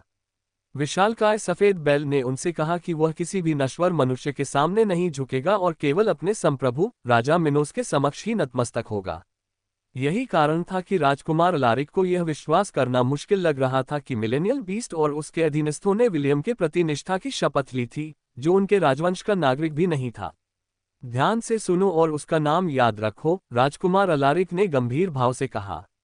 वही एक व्यक्ति जो चमत्कार कर सकता है और दक्षिणी महाद्वीप से विदेशी आक्रमणकारियों को भगा सकता है, उसका नाम है विलियम वॉन आइनसिवर्थ। अध्याय 427, 2 मूक पक्षियों को मारना।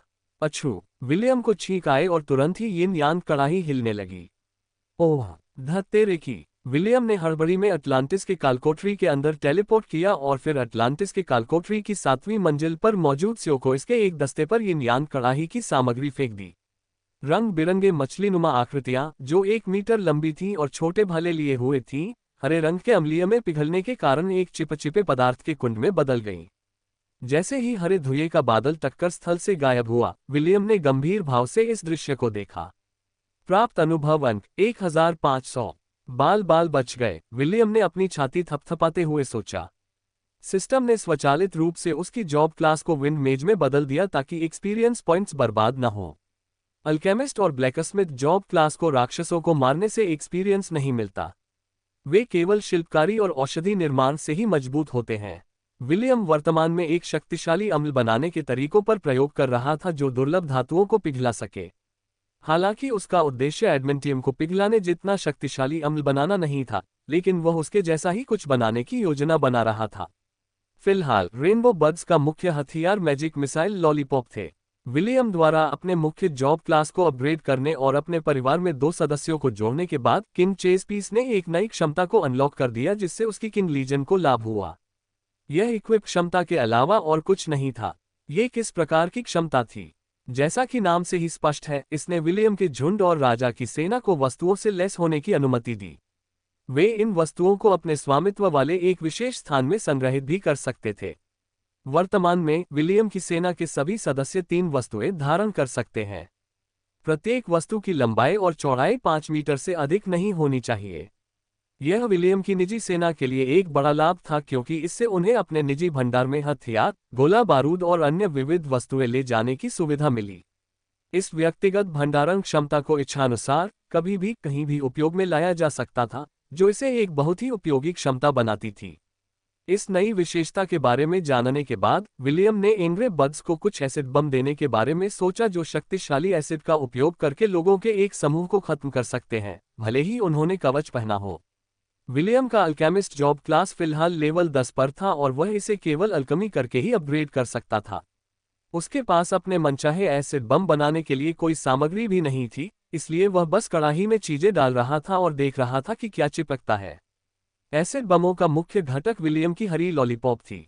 चूंकि उसे एसिड लॉलीपॉप के प्रभाव को बढ़ाने के लिए किसी चीज का उपयोग करने का कोई विचार नहीं था, इसलिए उस अर्ध हेल्फ ने गॉड शॉप से कई गैलन एसिड खरीदने का फैसला किया। विलियम ने जो एसिड खरीदे थे वे थे योजक चिन्ह hydroiodic acid, hydrobromic acid, perchloric acid, hydrochloric acid, sulphuric acid, p toluenesulphonic acid, nitric acid, chloric acid. योजक चिन्ह गॉड पॉइंट्स 692। योजक चिन्ह ये विलियम की दुनिया से आए कुछ अम्ल थे। प्रत्येक अम्ल के 10 गैलन की कीमत केवल एक गॉड पॉइंट थी। सस्ते दाम पर मिलने के कारण लाल बालों वाले लड़के ने अपने प्रयोगों में सहायता के लिए प्रत्येक प्रकार के 10 गैलन अम्ल खरीद लिए। विलियम को इस बात का बिल्कुल भी अंदाजा नहीं था कि वह क्या कर रहा है, इसलिए उसने उन सभी चीजों को आपस में मिलाने और ये देखने का फैसला किया कि क्या होता है। Hydroiodic acid, hydrobromic acid, perchloric acid, hydrochloric acid, sulphuric acid, p toluenesulphonic acid, nitric acid, chloric acid और लॉलीपॉप का 200 मिलीलीटर मिश्रण को इसकी एक पार्टी को खत्म करने के लिए काफी है, लेकिन ये बहुत अस्थिर है। नोट: ml मिलीलीटर होता है। 1000 ml 1 लीटर के बराबर होता है। विलियम ने अपने सामने फैले चिपचिपे पदार्थ के कुंड को देखते हुए अपनी ठुड्डी को रगड़ा। स्योकोइस मछली जैसे दिखने वाले मानवाकार जीव थे जो कालकोटरी की 6ठी और 7वीं मंजिल पर रहते थे। विलियम की सेना ने हाल ही में इसी मंजिल पर विजय प्राप्त की थी। सिस्टम के अनुसार कालकोटरी की हर 5 मंजिल पर एक बॉस होता था, इसलिए विलियम की सेना निचली मंजिलों तक जाने वाले मार्ग को खोजने के लिए कड़ी मेहनत कर रही थी। एस्ट, ऐश, वैंडी, एयान, डेव और कॉनरेड भी आगामी युद्ध के लिए खुद को प्रशिक्षित करने के लिए अभियान दल में शामिल हो गए थे।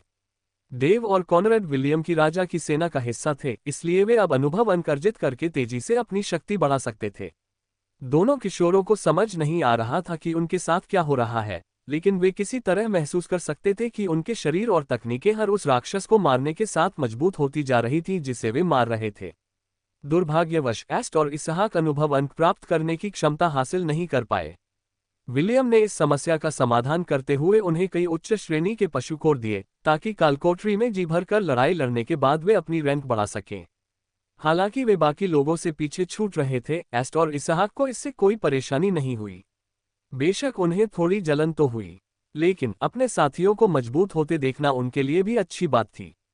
क्या मुझे प्रत्येक अम्ल की मात्रा कम करनी चाहिए, या मुझे एक बार में 2 से 3 प्रकार के अम्लों का ही उपयोग करना चाहिए?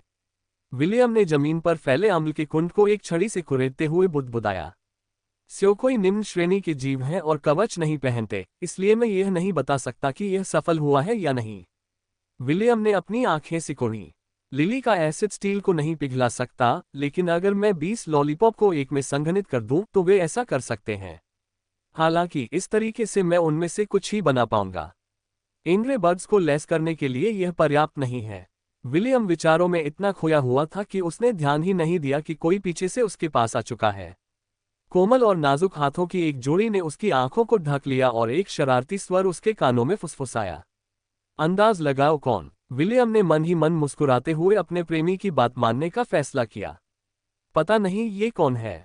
हाथ कितने मुलायम हैं, इससे तो मुझे यकीन है कि ये वैंडी के नहीं है। विलियम ने ऐसे कहा जैसे उसने अपने सामने दिख रहे हाथों को ठीक से परख लिया हो। उसके हाथ तो बहुत खुरदुरे हैं, उनसे तो कपड़े धोने के लिए ब्रश की तरह भी इस्तेमाल किया जा सकता है। ये हाथ तो पक्का उसके नहीं है। विलियम के कानों तक एक घुरघुराहट की आवाज पहुंची, इससे पहले कि उसकी आंखों को ढकने वाले हाथ हटे। हालांकि वे सीधे हाफ एल्फ के कानों तक पहुंचे और उन्हें जोर से एक तरफ खींच लिया। हे भगवान, मैं तो बस मजाक कर रहा था। विलियम ने जल्दी से उन हाथों को पकड़ लिया जो उसके कान खींच रहे थे। इतने कोमल और सुंदर हाथ, भला इन्हें कपड़े धोने के लिए ब्रश की तरह कैसे इस्तेमाल किया जा सकता है? मुझे यकीन है कि ये दक्षिणी महाद्वीप की सबसे खूबसूरत महिला के हैं। कोई और नहीं बल्कि मेरी पहली पत्नी वैंडी साय आर्मस्ट्रॉन्ग, जिन्हें जल्द ही वैंडी वॉन आइन्सवर्थ कहा जाएगा। वैंडी ने आखिरकार विलियम के कान छोड़ दिए और अपनी बाहों को अपनी छाती पर बांध लिया। उसने अपने प्रेमी की ओर देखा जो अपने कान मल रहा था और अन्याय से भरे चेहरे के साथ उसकी ओर देख रहा था। विल, मैं तुमसे एक सवाल पूछना चाहती हूँ, वैंडी ने गंभीर भाव से कहा। विलियम ने वैंडी की निगाहों में गंभीरता देखी, इसलिए उसने मजाक करना बंद करने का फैसला किया और शांत भाव से उसकी ओर देखा। पूछना, मैं आपसे ईमानदारी भरा जवाब सुनना चाहता हूँ। विलियम ने सिर हिलाया। आप निश्चिंत रहिए, मैं अपने सुंदर चेहरे की कसम खाकर कहता हूँ कि मैं आपको ईमानदारी से जवाब दूंगा। अपने प्रेमी का वादा सुनकर वैंडी उसके पास गई और विलियम के शरीर को बाहों में भर लिया, साथ ही उसकी आंखों में सीधे देखती रही। हम तीनों में से तुम सबसे ज्यादा किसे प्यार करते हो? वेंडी ने पूछा। एस्ट, ऐश या मैं? बेशक मैं तुमसे सबसे ज्यादा प्यार करता हूं, विलियम ने तुरंत जवाब दिया। आखिरकार तुम मेरी पहली पत्नी हो। विलियम की आंखों में गंभीरता देखकर वेंडी को राहत मिली। फिर उसने अपना सिर उसके कंधों पर टिका दिया और प्यारी सी मुस्कान दी। उसी क्षण दो इंद्रधनुषी पक्षी उनके सिर के ऊपर चक्कर लगाने लगे। अचानक दो जानी पहचानी आवाजें उनके कानों तक पहुंची। विल, तुम हिचकी सबसे ज्यादा किसे प्यार करते हो? क्या वो वेंडी है, एस्ट है या मैं? लाल रंग के पक्षी ने ऐश की नशे में धुत आवाज की हूबहू नकल करते हुए पूछा। बेशक मैं तुम्हें सबसे ज्यादा प्यार करता हूं, नीले रंग के पक्षी ने विलियम की आवाज की हूबहू नकल करते हुए जवाब दिया। ये बातचीत सुनकर विलियम का शरीर अकड़ गया। उसके माथे पर पसीने की बूंदें आने लगीं और उसने उन दो परेशान करने वाले पक्षियों को कोसना शुरू कर दिया जिन्होंने उनके सिर पर बम गिरा दिया था। सचमुच, क्या तुम मुझे सच बता रहे हो? लाल पक्षी ने पूछा। हाँ, नीली चिड़िया ने उत्तर दिया। आकाश में उड़ते दो पक्षियों को देखकर वेंडी खिलखिलाकर हंस पड़ी। ये पक्षी तो बहुत प्यारे हैं, वेंडी ने कहा। ये आवाजों की नकल भी कर सकते हैं। क्या तुमने इन्हें ये सब बोलना सिखाया है? जी जी, विलियम ने जवाब दिया। मैं उन्हें बोलना सिखाने की कोशिश कर रहा था, इसलिए मैंने उनसे ये पंक्तियां बुलवाईं। बहुत दिलचस्प। जी जी। अचानक विलियम और वेंडी के बगल में एशे, एस्ट और इसहाक प्रकट हुए। तो आप दोनों यहाँ हैं, एस्ट ने कहा। हमें अभी अभी 8वीं मंजिल तक जाने का रास्ता मिला है और हम इसे एक्सप्लोर करने की योजना बना रहे हैं। मैं वेंडी को ढूंढने आया था, लेकिन मुझे नहीं लगा था कि आप भी यहाँ होंगे, विल। विलियम ने एस्ट की सटीक टाइमिंग की दिल से सराहना की। इससे वह इस मुसीबत से निकलने में कामयाब हो जाएगा। लेकिन तभी दोनों इंद्रधनुषी पक्षियों ने एशे, एस्ट और इसहाक के चारों ओर चक्कर लगाते हुए अपनी आवाज तेज कर दी। विल, मैं तुमसे एक सवाल पूछना चाहती हूँ, नीले रंग की चिड़िया ने वेंडी की आवाज में कहा। पूछो, लाल रंग के पक्षी ने विलियम की मधुर आवाज में कहा। मैं आपसे ईमानदारी भरा जवाब सुनना चाहता हूँ। आप निश्चिंत रहें, मैं अपने सुंदर चेहरे की कसम खाकर कहता हूँ कि मैं आपको ईमानदारी से जवाब दूंगा।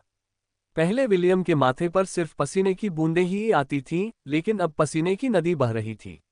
आसपास मंडरा रहे दो पक्षियों की जानी पहचानी बातचीत सुनकर वेंडी ने भी अपना सिर एक तरफ झुका लिया। हम तीनों में से तुम सबसे ज्यादा किसे प्यार करते हो? नीली चिड़िया ने पूछा। एस्ट, ऐश या मैं? बेशक मैं तुम्हें सबसे ज्यादा प्यार करता हूं, लाल चिड़िया ने तुरंत जवाब दिया। आखिरकार तुम मेरी पहली पत्नी हो। अंतिम शब्द कहते ही दोनों पक्षी ऐसे उड़ गए मानो उनकी जान उसी पर निर्भर हो। विलियम ने स्टॉर्मकॉलर को बुलाया था और कालकोठरी से उन दोनों उपद्रवियों को मिटाने के लिए बिजली की युद्धकला का प्रयोग करने ही वाला था। मादरचोद, तुम दोनों के लिए मैंने इतना कुछ किया, विलियम गुस्से से दांत पीसते हुए बोला। तभी स्टॉर्मकॉलर के शरीर के चारों ओर बिजली कौंध गई। बिजली देवता युद्ध कला। विल, तुम क्या कर रहे हो? वेंडी की बर्फीली निगाहों ने विलियम को अपना हमला जारी रखने से पूरी तरह रोक दिया। वेंडी, मैं तो बस दो बेवकूफ पक्षियों को मारकर अपने कौशल का अभ्यास कर रहा हूं। मतलब, उन दो पक्षियों को निशाना बनाकर अपनी तकनीक का अभ्यास कर रहा हूं, विलियम ने जवाब दिया। चलते फिरते निशाने पर मारना बेहतर होता है ना? ये सच है। वेंडी ने सिर हिलाया। लेकिन मैं चाहूंगी कि आप पहले मेरे एक सवाल का जवाब दें। मेरा भी एक सवाल है, एशे ने विलियम के दाहिने हाथ को प्यार से कसकर पकड़ते हुए कहा। तुम मेरे इस सवाल का जवाब दोगे, है ना? विल, मैं भी, एस्ट ने विलियम की ओर बढ़ते हुए कहा, मानो वह कह रही हो, बेहतर होगा कि तुम सच बता दो वरना तुम्हें पछतावा होगा। वेंडी ने विलियम की बाईं बांह को इतनी मजबूती से पकड़ रखा था कि वह उसके वाल्किरी फॉर्म के आम लॉक से भी नहीं टूट सकती थी। एक तरफ खड़ी इसहाक ने उन चारों की तरफ पीट कर ली और आसमान की ओर देखने लगी। शांति से विश्राम करो, इसहाक ने मन ही मन कहा। वह जानती थी कि खून बहने वाला है और उसे रोकने का उसका कोई इरादा नहीं था। लड़कियों, मेरी बात सुनो, विलियम ने न्यायपूर्ण भाव से भरे चेहरे के साथ कहा। यह महज एक गलतफहमी है। मुझे आप तीनों को सही स्पष्टीकरण देने दीजिए। उस दिन अटलांटिस के तहखाने की 7वीं मंजिल पर एक जोरदार चीख गूंजी। यह आवाज किसी सुअ के वध जैसी थी और पूरे तहखाने में गूंज उठी, जिससे हर कोई इसे सुन सका। विलियम के झुंड, लीजन, साथ ही डेव और कॉनरेड ने विलियम की अंतिम चीखें सुनी। आइजैक की तरह उन्होंने भी अपने दिल में एक मोमबत्ती जलाई और उस हाफ एल्फ के लिए प्रार्थना की, जिसे उसके बगल में खड़ी 3 खूबसूरत महिलाएं मार रही थीं। अध्याय 428, एल्फ राजकुमारी से मुलाकात। रुको, वहां कौन है? एक एल्फ रक्षक ने चिल्लाते हुए एक लबादा पहने हुए व्यक्ति को शहर के द्वार में प्रवेश करने से रोक दिया। राजधानी शहर की ओर खुले एकमात्र द्वार ब्राय ग्लेन पर तैनात 3 अन्य रक्षकों ने वस्त्रधारी व्यक्ति को घेर लिया और अपने हथियार लहराने लगे। जवाब देने के बजाय लबादा पहने हुए व्यक्ति ने एक प्रतीक चिन्ह निकाला, जिसे देखकर चारों गार्डों के चेहरे के भाव सख्त हो गए। मैं राजकुमारी से मिलने आई हूं, एक कोमल सी आवाज ने कहा। पीछे हट जाए और मुझे जाने दीजिए। चारों एल्फ रक्षकों ने हथियार म्यान में रखने से पहले एक दूसरे की ओर देखा। वे एक तरफ हट गए और लबादा पहने हुए व्यक्ति को बिना किसी बाधा के शहर के द्वार में प्रवेश करने दिया। जब वह अज्ञात व्यक्ति नजरों से ओझल हो गया तो चारों गार्ड अपने अपने काम पर लौट गए। उन्होंने आपस में भी उस लबादा पहने हुए व्यक्ति के बारे में कोई बात नहीं की और स्थिति को ऐसे संभाला जैसे वह व्यक्ति केवल उनकी कल्पना की उपज हो। रास्ते में नकाबपोश व्यक्ति को एल्फ गार्डों से कई पूछताछ का सामना करना पड़ा, लेकिन हर बार वही हुआ। उनमें से किसी ने भी उसका रास्ता नहीं रोका और उसे आगे बढ़ने दिया। अंततः वस्त्रधारी आकृति महल के दाहिने हिस्से में पहुंची जहां राजकुमारी निवास करती थी। रुको, ये राजकुमारी के कमरे हैं। 4 शाही दासियों ने शाही कमरों का दरवाजा बंद कर दिया। वे शाही परिवार के निजी अंगरक्षकों का हिस्सा थीं जो राजकुमारी एओविन के साथ दक्षिणी महाद्वीप आई थीं। वे केवल शाही परिवार के प्रति जवाबदेह थे, यहां तक कि एलैंडोर भी उन्हें अपनी मर्जी से आदेश नहीं दे सकता था। एक बार फिर चोगा पहने उस शख्स ने अपना प्रतीक चिन्ह दिखाया, जिससे शाही अंगरक्षकों ने एक दूसरे की ओर देखा। वे जानते थे कि उस प्रतीक चिन्ह का क्या अर्थ है, लेकिन वे अभी भी इस बात को लेकर असमंजस में थे कि उस अजनबी को राजकुमारी के कक्ष में प्रवेश करने दिया जाए या नहीं। कृपया यहीं प्रतीक्षा करें, मुख्य रक्षक ने कहा। मैं पहले राजकुमारी को सूचित कर दूंगा। नकाबपोश व्यक्ति ने सहमति में सिर हिलाया। वह जानता था कि मुख्य रक्षक पहले ही समझौता कर चुका है, इसलिए उसे केवल प्रतीक्षा करनी थी। कुछ मिनट बाद दरवाजा खुला और मुख्य रक्षक ने वस्त्रधारी व्यक्ति को अंदर आने का इशारा किया। राजकुमारी बैठक कक्ष के सोफे पर बैठी थी और 4 दासियां उनकी सेवा कर रही थीं। अतिथि के आगमन को देखकर उन्होंने उन दोनों को कुछ एकांत देने के लिए उन्हें दूर जाने का इशारा किया। हालांकि वे जाने के लिए अनिच्छुक थे, लेकिन नौकरों ने राजकुमारी की इच्छा के अनुसार कमरे से बाहर निकल गए। जब वहां सिर्फ वे दोनों ही रह गए तो राजकुमारी एओविन ने अपनी मेहमान को बैठने के लिए कहा और मेहमान ने सहमति में सिर हिलाया। तुम ये चोला क्यों नहीं उतार देती? एओविन ने पूछा। हम दोनों ही हैं, इसलिए संकोच करने की कोई जरूरत नहीं है। आप सही कह रहे हैं, लबादा ओढ़े हुए व्यक्ति ने उत्तर दिया और अपने शरीर को ढके हुए लबादे को उतार दिया। एक नाजुक दिखने वाला लड़का राजकुमारी एओविन के सामने प्रकट हुआ और राजकुमारी ने स्वयं उसके लिए एक कप चाय डाली। लड़के ने राजकुमारी को धन्यवाद दिया और उनके द्वारा स्वयं परोसी गई चाय पी ली। आधी चाय पीने के बाद उसने प्याला मेज पर वापस रख दिया और राजकुमारी की ओर देखा, जो मुस्कुराते हुए उसे देख रही थी। वरिष्ठ, मुझे दक्षिणी महाद्वीप में आपसे मिलने की उम्मीद नहीं थी, राजकुमारी एओविन ने कहा। क्या आप संत की ओर से किसी मिशन पर यहाँ आए हैं? मैं आपको कैसे संबोधित करूं? मुझे केनेथ ही कहिए, केनेथ ने उत्तर दिया। मैं अपने परिवार की ओर से यहाँ आया हूँ। वैसे संत ने भी मेरे यहाँ आने की अनुमति दी है।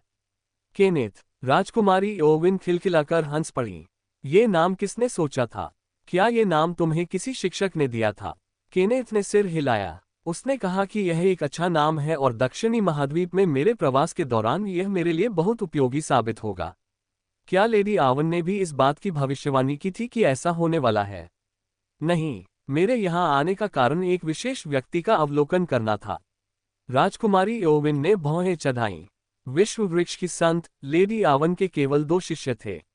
एक थी एल्फ राजकुमारी और दूसरे थे केनेथ। सिल्वर मून महाद्वीप में दोनों का बहुत सम्मान था क्योंकि वे दोनों ही संत द्वारा अपने शिष्यों के रूप में स्वीकार किए गए एकमात्र व्यक्ति थे। केनेथ ने एल्फ रक्षकों को जो प्रतीक चिन्ह दिखाया था वह संत का प्रतीक चिन्ह था। उनका अधिकार एल्फों के राजा के बराबर था और बहुत कम लोग ही उनके आदेशों का उल्लंघन करने का साहस करते थे। प्राचीन एल्फ कुलों के मुखिया भी उससे दुश्मनी मोल लेने से डरते थे। उन्हें डर था कि अगर उन्होंने ऐसा किया तो उनकी पूरी वंश परंपरा शापित हो जाएगी और विश्व वृक्ष का आशीर्वाद खो देगी। ये व्यक्ति बहुत खास होना चाहिए, तभी तो आपके कबीले ने आपको इस पर नजर रखने का निर्देश दिया है, राजकुमारी एओविन ने बड़ी उत्सुकता से पूछा। क्या आप मुझे इस व्यक्ति की पहचान बता सकते हैं? केनेथ ने सिर हिलाया। दरअसल मेरे यहाँ आने का कारण आपकी मदद मांगना है। जिस तरह से हालात चल रहे हैं उससे ये स्पष्ट है कि वह और एल्फ सेना आमने सामने होंगे। राजकुमारी एओविन ने भौहें चढ़ाईं। वह नहीं जानती थी कि यह व्यक्ति कौन है, लेकिन अगर उसका वरिष्ठ शिष्य इस मुद्दे पर उससे व्यक्तिगत रूप से बात करने आया है, तो इसका मतलब है कि जिस व्यक्ति पर केनेथ नजर रख रहा था, वह एक अत्यंत महत्वपूर्ण व्यक्ति था। कौन? आप भी उसे जानते होंगे। वह कोई और नहीं बल्कि शिक्षक का इकलौता बेटा है। राजकुमारी एओविन का चेहरा तुरंत गंभीर हो गया। स्वाभाविक रूप से उसने अपने शिक्षक के पुत्र के बारे में सुना था।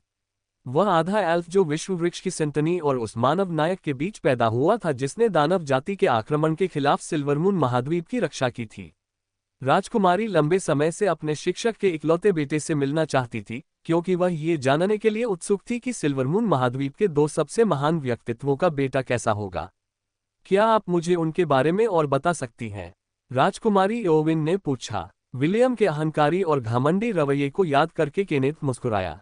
उसने विलियम को तब से नहीं देखा था जब वह रेवेनलॉर्ड गढ़ में हेलन साम्राज्य की रक्षा में भाग लेने के लिए अकादमी छोड़कर चला गया था।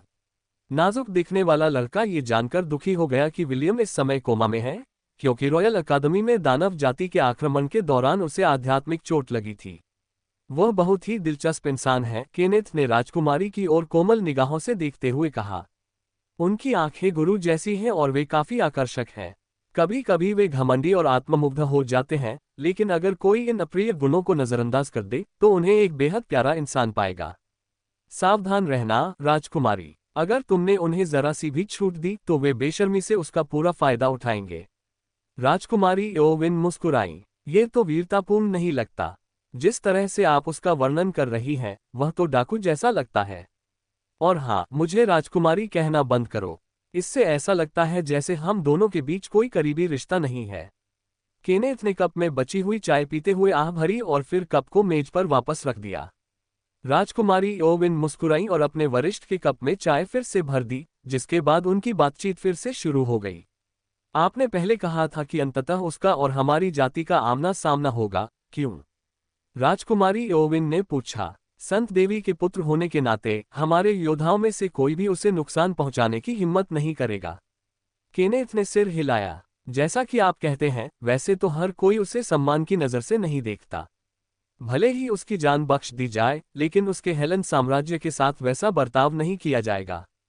इसीलिए उसके खिलाफ युद्ध अपरिहार्य है। आप मजाक कर रही हैं, राजकुमारी एओविन ने जवाब दिया। एक अकेला व्यक्ति हमारी शक्तिशाली एल्फ सेना के सामने क्या कर सकता है? बेशक हम समझौता करके उसे हेलन साम्राज्य का शासक बना सकते हैं, लेकिन तब वह एल्फ शासन के अधीन हो जाएगा। इस पर कोई समझौता नहीं हो सकता। केनेथ ने मेज पर रखी चाय उठाए और एक घूंट पिया। फिर उसने राजकुमारी एओविन की ओर देखा और मन ही मन आह भरी। राजकुमारी, मैं भी आपकी ही तरह सोचता हूं, केनेथ ने जवाब दिया। एक अकेला व्यक्ति एल्फ सेना के खिलाफ कुछ नहीं कर सकता। हालांकि मुझे लगता है कि वह हम दोनों को चौंका देगा।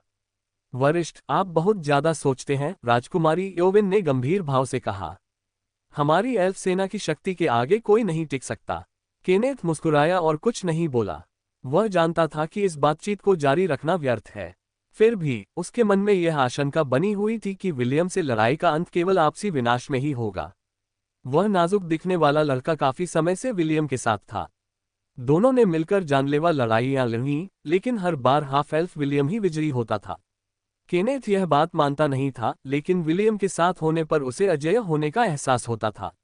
मानो चाहे उनका सामना किसी से भी हो, चाहे विरोधी उनसे कितना भी ताकतवर क्यों न हो, वे हमेशा विजयी होंगे। इस भावना ने केनेथ को बहुत दुविधा में डाल दिया, क्योंकि वह लड़के को कोई नुकसान नहीं पहुंचाना चाहता था और फिर भी वह एल्फ जाति के प्रति वफादार था। उसे बस यही उम्मीद थी कि एओविन की सुरक्षा में अहंकारी हाफ एल्फ को कोई नुकसान नहीं होगा जब एलेंडोर और बाकी एल्फ प्रतिभाएं मनुष्यों की भूमि पर अपना विजय अभियान जारी रखने के लिए हेलन साम्राज्य पर धावा बोलेंगे। अध्याय 429 विकल्प। लाखों जिंदगियां दांव पर लगी थीं। वरिष्ठ, आप थोड़ी देर और क्यों नहीं रुक जाते? राजकुमारी एओविन ने कहा। केनेथ ने सिर हिलाया। मुझे उसकी चिंता है, इसलिए मैं उसका पता लगाने के लिए हेलन साम्राज्य वापस जा रहा हूं। मैं यहाँ केवल आपको उसके अस्तित्व के बारे में बताने आया हूँ, ताकि जब आप युद्ध के मैदान में उससे मिलें तो आप एल्फ्स को उसे नुकसान पहुंचाने से रोक सकें। मैं आपको वचन देता हूँ कि मैं उसकी जान बचाने के लिए अपनी पूरी ताकत लगा दूंगा। आखिर वह गुरुजी का इकलौता बेटा है। अच्छा, ये जानकर मुझे सुकून मिला कि तुम उस पर नजर रखोगी। सुरक्षित रहना, एओविन। जब किस्मत चाहेगी तब फिर मिलेंगे। केनेथ ने अपना हाथ हिलाया और उसके बगल में जमीन पर एक जादुई घेरा प्रकट हो गया।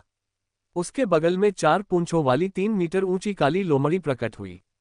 उसके माथे पर एक चांदी का अर्धचंद्र था जो हल्की रोशनी बिखेर रहा था। चलो लूना, केनेथ ने अपने बीस्ट कंपेनियन पर सवार होने के बाद कहा। हेलन साम्राज्य की ओर काली लोमड़ी ने अपना सिर हिलाया और हवा में तैरने लगी। जल्द ही वह आकाश की ओर उठी और हेलन साम्राज्य की दिशा में उड़ गई।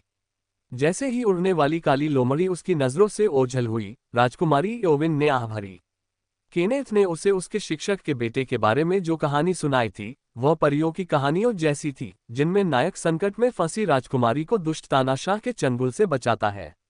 इससे उसे उन मानव नायकों की कहानियां याद आ गईं जिन्होंने दानव जाति के आक्रमण से अपनी भूमि की रक्षा की थी। वह ये सोचने से खुद को रोक नहीं पाई कि अगर एल्फ जाति उसके राज्य पर आक्रमण कर दे तो उस लड़के को कैसा महसूस होगा। क्या उसे विश्वासघात का एहसास होगा? क्या उसे गुस्सा आएगा? राजकुमारी एओविन को इन सवालों के जवाब नहीं पता थे। वास्तव में युद्ध के मैदान में विलियम का सामना करने के विचार मात्र से ही वह अपराधबोध से भर जाती थी। गुरुजी, मुझे खेद है, लेकिन मैं मानव भूमि पर इस आक्रमण को रोकने में असमर्थ हूँ, राजकुमारी एओविन ने मन ही मन दुखी होकर कहा। वह लेडी आवन से उतना ही प्रेम और सम्मान करती थी जितना अपनी माँ से। यही कारण था कि जिस नायक ने उनकी भूमि की रक्षा की थी, उसके राज्य पर आक्रमण करने के विचार से वह बहुत अपराधबोध महसूस कर रही थी। फिर भी वो महज एक दर्शक थी। इस पूरे अभियान की बागडोर अलांडोर के हाथों में थी।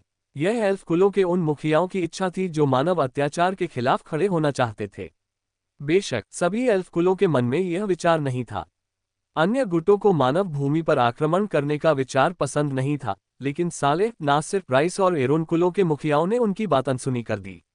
ये 4 प्राचीन कबीले हजारों वर्षों से मनुष्यों से द्वेष रखते थे और अपनी जाति के अलावा अन्य लोगों के खिलाफ आक्रामक रुख अपनाने के मामले में वे अन्य कबीलों की तुलना में सबसे मुखर थे।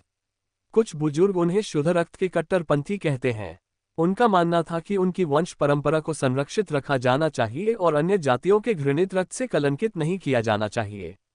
यह अभियान इन कबीलों के लिए एक गहरा गुप्त रहस्य था। फिर भी उन्होंने शाही परिवार को इसमें शामिल करने का फैसला किया ताकि एल्फ परिषद मानव भूमि पर अनाधिकृत विजय के लिए उन्हें कड़ी सजा न दे। एल्फों के राजा ने अनिच्छा से अपनी बेटी राजकुमारी एओविन को एल्फ बेड़े के पर्यवेक्षक के रूप में साथ भेजने पर सहमति जताई। उनका मानना था कि राजकुमारी के लिए युद्ध और उसके परिणामों का अनुभव करने का यह एक अच्छा अवसर है। चिंता मत करो गुरुजी, मैं उसकी जान बचाने की पूरी कोशिश करूंगी, राजकुमारी एओविन ने शपथ ली। मैं उसे सिल्वरमून महाद्वीप भी वापस लाऊंगी ताकि आप दोनों का पुनर्मिलन हो सके। राजकुमारी एओविन ने लेडी आवन के चेहरे पर उदासी देखी थी जब भी वह सनतनी विश्ववृक्ष को देखती थी। एल्फ राजकुमारी का एक लक्ष्य अपनी गुरु के लिए कुछ करना था। ये सोचकर कि लेडी आवन अपने बेटे से दोबारा मिलकर प्रसन्न होंगी, राजकुमारी एओविन का विलियम को सिल्वरमून महाद्वीप वापस लाने का संकल्प और भी प्रबल हो गया। उसे पूरा विश्वास था कि विलियम और उसकी मां के पुनर्मिलन के बाद अंत में सब कुछ ठीक हो जाएगा। मुझे इस मामले पर कमांडर अलेंडोर से बात करनी चाहिए, राजकुमारी एओविन ने सोचा। चाहे कुछ भी हो जाए, शिक्षक के बच्चे को हर हाल में सुरक्षित रखना होगा। योजक चिन्ह। इसी बीच अनायशा वंश में महारानी सिदोनी सिंहासन पर बैठी हुई क्रेटोर सेना के अधिकारियों की रिपोर्ट सुन रही थी। अनायशा राजवंश पर विजय बहुत सहजता से हुई क्योंकि संरक्षक पशु ने स्वयं संगठन के सदस्यों को खदेड़ने में उनकी सहायता की थी। अनायशियन लोगों को अपने संरक्षक देवता पर पूर्ण विश्वास था। चींटी रानी द्वारा राजकुमारी सिडोनी को उनकी नई शासक के रूप में स्वीकार किए जाने के बाद उन सभी ने अनिच्छा से इसे स्वीकार कर लिया। क्रेटोर सेना ने राजकुमारी सिडोनी को आधिकारिक तौर पर देश की नई साम्राज्य घोषित करने के लिए एक भव्य राज्याभिषेक समारोह आयोजित करने का निर्णय लिया। जैसे ही बचे हुए लोगों ने अपनी नई महारानी को देखा, वे सब तुरंत उनसे मोहित हो गए। महारानी सिडोनी ने अपने आकर्षण की पूरी शक्ति का प्रयोग किया और राजधानी में मौजूद नागरिकों को अपना वफादार प्रजा बना लिया। राजकुमार जेसन इस दृश्य को विस्मय से देख रहा था। हालांकि वह नागरिकों को अधीन करने के लिए हिंसा और धमकी का इस्तेमाल कर सकता था, फिर भी वे अपने मन में द्वेष रखते। लेकिन उसकी चचेरी बहन के तरीके अचूक थे, जिससे सत्ता का हस्तांतरण सुचारू रूप से उसके हाथों में हो गया। महामहिम, नागरिक बहुत प्रसन्न हैं क्योंकि अब उन्हें भोजन की कमी नहीं है, मंत्रियों में से एक ने बताया। हमें बड़ी संख्या में स्वयंसेवक मिल रहे हैं जो राहत कार्यों में शामिल होने और अपने देशवासियों की सहायता के लिए राजशाही के बाहरी इलाकों तक जाने को तैयार हैं। साथ ही वे उन प्रजाजनों तक महारानी की कृपा पहुंचाने के लिए भी अत्यंत प्रसन्न हैं जिन्हें अभी तक आपके प्रति निष्ठा की शपथ लेने का अवसर नहीं मिला है। महारानी सिडोनी ने सिर हिलाया। रिपोर्ट के लिए धन्यवाद मंत्री जी। मुझे आशा है कि सभी यह सुनिश्चित करने के लिए अपनी पूरी कोशिश करेंगे कि मेरे किसी भी नागरिक को भूखमरी का सामना न करना पड़े। साथ ही ये भी सुनिश्चित करें कि उनकी सभी जरूरतें पूरी हों। महाराज, मैं सुनता हूं और आज्ञा का पालन करता हूं। हम आपकी बात सुनते हैं और आज्ञा का पालन करते हैं, महाराज। महारानी सिडोनी ने अनायशा राजवंश के कुलीन उत्तराधिकारियों को देखा और मुस्कुराई। वे सभी उनके आकर्षण में पूरी तरह से लीन हो चुके थे। यहां तक कि शाही परिवार के सदस्य भी अब उनके सामने ऐसे झुक रहे थे मानो वे अपनी स्वामिनी के सामने आम नागरिक हों। 2 स्वॉर्ड सेंट और एक ग्रैंड आर्कमेज उसके सिंहासन से कुछ कदम दूर खड़े थे। वे उसके निजी अंगरक्षक थे जिन्हें सम्राट लियोनिडास ने पहले से ही स्वयं नियुक्त किया था। ये तीनों व्यक्ति भी अपने सम्राट की पोती से बहुत प्रभावित थे और उन्हें लगता था कि पूरे दक्षिणी महाद्वीप पर कब्जा करने की उनकी योजना उनकी पहुंच में है। उन्हें इस बात में कोई संदेह नहीं था कि महारानी सिडोनी की सुंदरता, बुद्धिमत्ता और आकर्षण के सामने कोई भी पुरुष या महिला घुटने टेकने और समर्पण में अपना सिर झुकाने से खुद को रोक नहीं पाएगा। मुझे आश्चर्य है कि आप इस समय क्या कर रहे होंगे, श्री विलियम। महारानी सिडोनी ने मुस्कुराते हुए सोचा। मुझे पूरी उम्मीद है कि आप समय समय पर मेरे बारे में सोचते होंगे। चिंता मत करो, सिडोनी। 1-2 महीने में डार्लिंग के पास हमारे बारे में लगातार सोचने के अलावा कोई विकल्प नहीं बचेगा। फिलहाल तुम्हें पता है क्या करना है ना? बिल्कुल, महारानी सिडोनी ने मधुर मुस्कान के साथ कहा। प्रेम और युद्ध में सब जायज है, मोर्गाना ने अपने साझा मनलोक में मुस्कुराते हुए कहा। अपने प्रिय राजकुमार के लिए उन्होंने जो योजना मिलकर बनाई थी, वह अब अमल में थी। दोनों को विलियम के फैसलों का बेसब्री से इंतजार था, ऐसे फैसले जिनमें लाखों लोगों की जिंदगियां दांव पर लगी थीं। अध्याय 430, अटलांटिस के भीतर एक स्वर्ग।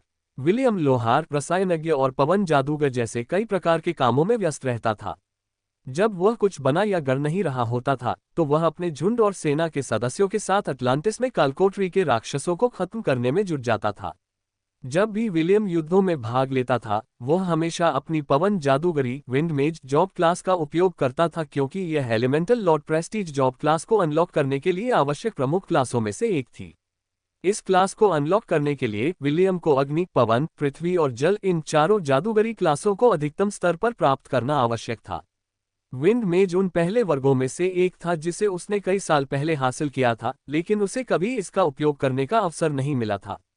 कालकोटरी के अंदर कई दिनों तक अनुभव अर्जित करने के बाद विलियम और उसकी सेना अटलांटिस कालकोटरी की 10वीं मंजिल पर स्थित बॉस रूम में पहुंचे।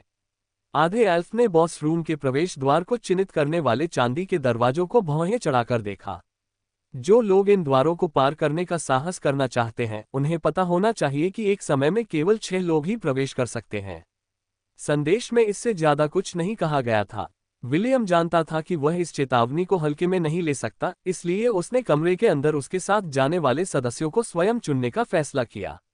इस तल के बॉस को चुनौती देने की अनुमति केवल 6 लोगों को है, विलियम ने अपने साथियों से कहा। मैं उन 6 लोगों में से एक होऊंगा जो अंदर जाएंगे। बाकी सब, मैं तुम्हारे साथ चल रही हूं, वेंडी ने कहा। मैं भी, एशे ने टिप्पणी की। मैं भी जाऊंगी, एस्ट ने निडरता से घोषणा की। जहां भी मेरे जुड़वा भाई और छोटे मालिक जाते हैं, मैं उनके साथ जाता हूं, इसहाक ने दृढ़ स्वर में कहा। एला ने एक कदम आगे बढ़ाया और सिर हिलाया। वह भी साथ आ रही थी क्योंकि वह विलियम को किसी भी तरह के खतरे में नहीं पड़ने देना चाहती थी। विलियम ने अपना सिर खुजाया क्योंकि उसके साथ जाने वाले लोगों को चुनने की उसकी योजना धरी की धरी रह गई थी। वह देख सकता था कि उसके प्रेमी युद्ध में उसके साथ जाने के लिए कितने दृढ़ थे, जिससे उसे ऐसा महसूस हुआ जैसे कोई बिल्ली का बच्चा उसके दिल को सहला रहा हो। आधे एल्फ ने कुछ देर सोचने के बाद सिर हिलाया। उसने सोचा कि चूंकि वे अभी 10वीं मंजिल पर ही हैं, इसलिए कालकोटरी के मुखिया का खतरा इतना ज्यादा नहीं होगा। इसके अलावा अगर अचानक सब कुछ गड़बड़ हो जाए तो वह अपने वीर अवतार की शक्ति का आह्वान कर सकता है। बहुत अच्छा, विलियम ने सहमति जताई। बाकी सब लोग या तो पिछली मंजिलों का भ्रमण कर सकते हैं या फिर 1000 बीस्ट डोमेन में लौट सकते हैं। अगर कुछ गड़बड़ होती है तो मैं आप सबको सूचित कर दूंगा। विलियम के झुंड और सेना के सदस्यों ने सहमति में सिर हिलाया। उन्हें विलियम पर पूरा भरोसा था, इसलिए वे कालकोटरी के बॉस की लड़ाई को लेकर ज्यादा चिंतित नहीं थे। वे सभी इधर उधर चले गए और अपने अपने काम करने लगे। कुछ लोग 1000 जानवरों के क्षेत्र में लौट गए, जबकि अन्य अपनी संख्या बढ़ाने के लिए अन्य मंजिलों पर चले गए। विलियम ने उन्हें जाते हुए देखा और फिर अपने दोनों हाथों को उन चांदी के दरवाजों पर मजबूती से रख दिया जो उन्हें अटलांटिस के 10वें तल के कालकोठरी के स्वामी तक ले जाएंगे। क्या तुम सच में ऐसा कह रहे हो? सामने का दृश्य देखकर विलियम की आंखें सदमे से चौड़ी हो गईं। उसकी आंखों के सामने सफेद रेत और चमकीला नीला समुद्र प्रकट हुआ। तट से कुछ ही दूरी पर कई ताड़ के पेड़ खड़े थे, जो एक ऐसा उष्णकटिबंधीय स्वर्ग बना रहे थे जिसे विलियम ने केवल पत्रिकाओं और टेलीविजन में ही देखा था। सिस्टम, क्या आपको यकीन है कि यहाँ कोई राक्षस नहीं है? विलियम ने पूछा। कोई बॉस मॉन्स्टर नहीं। मैंने आसपास के क्षेत्र का विस्तृत सर्वेक्षण पूरा कर लिया है और मुझे कोई भी शक्तिशाली जीव नहीं मिला जो किसी बॉस मॉन्स्टर का हो। इस क्षेत्र में केवल मछली, केकड़े, क्लैम, स्टारफिश जैसे छोटे जलीय जीव और कुछ अन्य हानिरहित जीव ही पाए जाते हैं। मैंने अन्य कालकोठरियों के रिकॉर्ड भी देखे और एक निष्कर्ष पर पहुंचा। शायद यही वह जगह है जिसे सुरक्षित क्षेत्र कहा जाता है, जहां साहसी लोग कालकोठरी अभियान के दौरान विश्राम कर सकते हैं। एक सुरक्षित क्षेत्र। विलियम ने अपना सिर खुजाया। जाहिर है वह जानता था कि सुरक्षित क्षेत्र क्या होता है, लेकिन उसे यह उम्मीद नहीं थी कि वह इसे एक उच्च रेटिंग वाले कालकोठरी के अंदर एक संदिग्ध बॉस रूम में पाएगा। विल, बॉस कहाँ है? वेंडी ने अपने आसपास नजर घुमाते हुए पूछा। उसने अभी भी अपना हथियार मजबूती से हाथों में पकड़ रखा था और वह अब भी सतर्क थी। ऐश और इसहाक एक जैसे थे। वे सभी अपने हथियारों को तैयार रखे हुए चारों ओर देख रहे थे ताकि जो भी उनके रास्ते में आए उस पर हमला कर सकें। इस समय केवल एला ही सहज प्रतीत हो रही थी। दूर स्थित खूबसूरत समुद्र तट को निहारते हुए उसके चेहरे पर एक दुर्लभ संतुष्टि का भाव भी था। विलियम ने वेंडी के कंधे पर थपथपाते हुए कहा, चिंता मत करो, यहाँ कोई बॉस मॉन्स्टर नहीं है। यह एक सुरक्षित क्षेत्र है। क्या? वेंडी ने हैरानी से अपना सिर झुकाया। यह एक सुरक्षित क्षेत्र है। विलियम ने सिर हिलाया। चूंकि हम पहले से ही यहाँ हैं, तो क्यों न थोड़ी देर यहीं रुक जाएं। उस अर्धएल्फ ने तुरंत अपने झुंड और सेना के सदस्यों को सूचित किया कि उन्हें एक सुरक्षित क्षेत्र मिल गया है और वे फिलहाल वहीं रहेंगे।